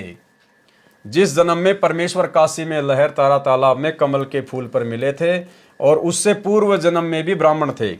उस जन्म में जिसमें परमेश्वर जी लहर तारा तालाब पर मिले थे, उसमें वे ब्राह्मण कुल में जन्मे थे, बाद में जबरन मुसलमान बनाए गए थे। यदि जन्म जात मुसलमान होते तो भगवान शंकर किस लिए प्रकट होते? यानी भाई और बहनों, संकेत किया परमात्मा ने कि ये देवी देवता भी ये जातियों वातियों के चक्कर में पड़े हुए हैं, ये देवी देवता भी हिंदू मुसलमानों के चक्कर में पड़े हुए हैं। यहाँ 21 ब्रह्मांड का सारा बखेड़ा है, ये सारा का सारा। क्या कह रहे हैं परमात्मा? यदि नीरू नीमा जन्मजात मुसलमान होते तो भगवान शंकर किस लिए प्रकट होते? अगर नीरू नीमा वास्तव में मुसलमान होते उस जन्म में, तो भगवान शंकर प्रकट नहीं होता। वो तो ब्राह्मण ब्राह्मणी थी, इसलिए आके प्रकट हो गया। तो ये देवी देवता भी जात पात के चक्कर में पड़े हुए हैं भाई और बहनों। और इसी जात पात के चक्कर में देवताओं के राजा इंद्र ने त्रेता युग में श्री रामचंद्र जी से शंभुक का वध करवा दिया था। शंभुक जो कि नीची जाति में था, नीचे समाज से था, शूद्र समाज से था, और उसने घोर तप करना शुरू कर दिया। उसने घोर तप, ऊपर को पैर करके नीचे को सिर करके घोर तप करना शुरू कर दिया। किस लिए? कि मैं जो है स्वर्ग में जाऊंगा, मैं स्वर्ग में जाऊंगा। अब भाई और बहनों, इंद्र ने सोचा कि अगर ये शूद्र हमारे स्वर्ग में आ गया तो यहां पर हमारी बेइज्जती होगी, और इसको इसकी भक्ति के प्रतिफल में इसको सारी सुविधा देनी पड़ेगी। देवताओं के राजा इंद्र ने नारद से बातचीत करके नीचे भेजा नारद को। नारद ने उल्टी सीधी बातें लगा के और उसी रामचंद्र जी की नगरी में एक ब्राह्मण के पुत्र की अकाल मृत्यु हो गई। और वो दोष लगा दिया गया शंभुक के ऊपर कि राजन, तुम्हारी नगरी में वेदों के विपरीत, शास्त्रों के विपरीत कि जो शूद्र हैं उनको जो है भक्ति करने का अधिकार नहीं, उनको तप करने का अधिकार नहीं। तुम्हारी नगरी में वेद विरुद्ध कार्य हो रहा है, जिस कारण से एक ब्राह्मण के पुत्र की मृत्यु हो गई है। श्री रामचंद्र जी को बहका के भ्रमित करके और शंभुक का वध करवा दिया। तो भाई और बहनों, ये जाति पाति पूरे 21 ब्रह्मांड में इसी प्रकार से कीचड़ की तरह है। यदि जन्म जात मुसलमान होते तो भगवान शंकर किस लिए प्रकट होते? यानी सतगुरु रामपाल जी भगवान ने संकेत कर दिया कि 21 ब्रह्मांड में सब के सब जीव हैं, सबकी सोच इस काल ने गंदी कर रखी है। सब लोग जाति पाति धर्म के झंझट में उलझे हुए हैं। सवसम वेद बोध पेज नंबर 134 पर लिखा है कि पंडित बालक कबीर का नाम रखने आए। यदि जन्मजात मुसलमान जुलाहा नीरू होता तो ब्राह्मण किस लिए नामांकन करने आते? वास्तविकता यह है कि गौरी शंकर ब्राह्मण को मुसलमान बनाकर नीरू नाम रखा था। काजी और मुल्ला दोनों नामांकन करने आए थे। वास्तविकता अब पढ़े निम्न लेख में। कबीर बालक ने 25 दिन तक कुछ भी आहार नहीं किया, पानी तक नहीं पिया। वेदों में प्रमाण है कि परमात्मा ऊपर के लोक से आकर जब जमीन पर प्रकट होता है, शिशु रूपधारी परमात्मा की परवरिश यानी पोषण कवारी गायों के दूध से होती है। और वो कवारी गायों में दूध कहां से आता है? सत्य लोक से, परमात्मा की शक्ति से। प्रमाण ऋग्वेद मंडल नंबर 9 सूक्त 1 मंत्र 9 में है। जिस समय अमर पुरुष जी शिशु रूप में पृथ्वी के ऊपर प्रकट होते हैं तो उनकी पोषण की लीला कवारी गायों द्वारा होती है। आप जिन्हें ऊपर यानी कबीर सागर के अध्यायों ज्ञान सागर पृष्ठ 74, कबीर चरित्र बोध पेज नंबर 1794 से 1796 तक अंकित है, तथा सवसम वेद बोध पृष्ठ 134 पर लिखा वर्णन पढ़ा, जो लगभग विक्रमी संवत 1550 यानी सन 1497 में बांधवगढ़ वाले सेठ धनी धर्मदास जी ने लिखा था। यही प्रमाण वेदों में लिखा है। इससे यह भी प्रमाणित होता है कि कबीर जुलाहा ही वह पूर्ण परमात्मा है जिसकी महिमा वेदों में लिखी है, और वह परमेश्वर कबीर जी के ऊपर खरी उतरती है। इनके अतिरिक्त विश्व में किसी भी महापुरुष पर या जिनको परमात्मा मानकर पूजा करते हैं श्री रामचंद्र जी तथा श्री कृष्ण चंद्र जी पर वेदों में लिखी पहचान खरी नहीं उतरती। कबीर सागर के उपरोक्त अध्यायों में प्रसंग छोड़ा गया है, कुछ जोड़ा गया है, जिस कारण से परमेश्वर कबीर जी की महिमा संपूर्ण वर्णित नहीं है। चौपाइयों तथा दोहों साखियों में किया वर्णन प्रत्येक व्यक्ति समझ नहीं सकता। उसका विस्तृत ज्ञान आप अध्याय कबीर चरित्र बोध के सारांश में पेज नंबर 517 से 573 में कबीर जी का कलयुग में प्राकाट्य में पढ़ें। अनुराग सागर पवित्र कबीर सागर का तीसरा अध्याय है। इसका अधिकतर प्रकरण अध्याय ज्ञान प्रकाश में लिखा गया है, जो सृष्टि रचना से संबंधित है। पेज नंबर 12 से 67 तक तथा इससे आगे परमेश्वर कबीर जी का 3 युगों में प्रकट होने वाला प्रकरण है। ये भी इसी पुस्तक के ज्ञान प्रकाश बोध के सारांश में लिखा है। यहाँ लिखना व्यर्थ विस्तार करना है, पाठक जन वहीं से ज्ञान ग्रहण करें। अनुराग सागर में कुछ त्रुटियां हैं, उनका विवरण भी ज्ञान प्रकाश अध्याय के सारांश में लिखा गया है। तो भाई और बहनों, सदगुरु रामपाल जी परमेश्वर जी के आशीर्वाद से कबीर सागर के सरलार्थ में आज हम केवल इतना ही लेंगे, क्योंकि धीरे धीरे हम आगे बढ़ेंगे भाई बहन, क्योंकि हमें फिर अपनी भक्ति भी करनी होती है, तीनों समय की आरती भी करनी होती है, सुमरण भी करना होता है, सत्संग भी सुनना होता है, अन्य भी परमात्मा की सेवा होती है, गुरुदेव को भोग लगाना होता है। तो धीरे धीरे जिस प्रकार से परमात्मा हमें बढ़ाएंगे उसी प्रकार से धीरे धीरे हम आगे बढ़ते जाएंगे। और परमेश्वर के कर कमल से लिखित होने के कारण इनको पढ़ने सुनने देखने मात्र से भी हम ढेर सारे पुण्य के भागी हो रहे हैं। सूक्ष्म रूप में हमारे भक्ति अकाउंट में ये भक्ति धन जमा होता जा रहा है। भाई और बहनों, आगे के वीडियो में, आगे जब वीडियो बनेंगे कबीर सागर के सरलार्थ पर, तो भाई और बहनों बहुत ही गहरे गहरे गूढ़ रहस्य हैं। और जब तक हम उन समस्त बातों को, जो बातें गुरुदेव ने इस पवित्र कबीर सागर के सरलार्थ में आप और हमारे लिए लिखी हैं, यदि हम उन सभी बातों को अपने जीवन में लागू नहीं करेंगे, उन पर अमल नहीं करेंगे, भाई और बहनों, हम सतलोक के योग्य हंस नहीं बन सकते। तो बहुत सारी गुड बातें आप जियों को आने वाले दिनों में कबीर सागर के सरलार्थ में इसी प्रकार से वीडियो के माध्यम से देखने और सुनने को मिलेंगी। तो आज के वीडियो में केवल इतना ही। कल रात्रि 8 बजे फिर से लाइव जुड़िए। तब तक गुरुदेव भगवान हम सबको आज्ञा दें, इजाज़त दें, आशीर्वाद दें। बंदी छोड़ सतगुरु रामपाल जी भगवान की जय हो।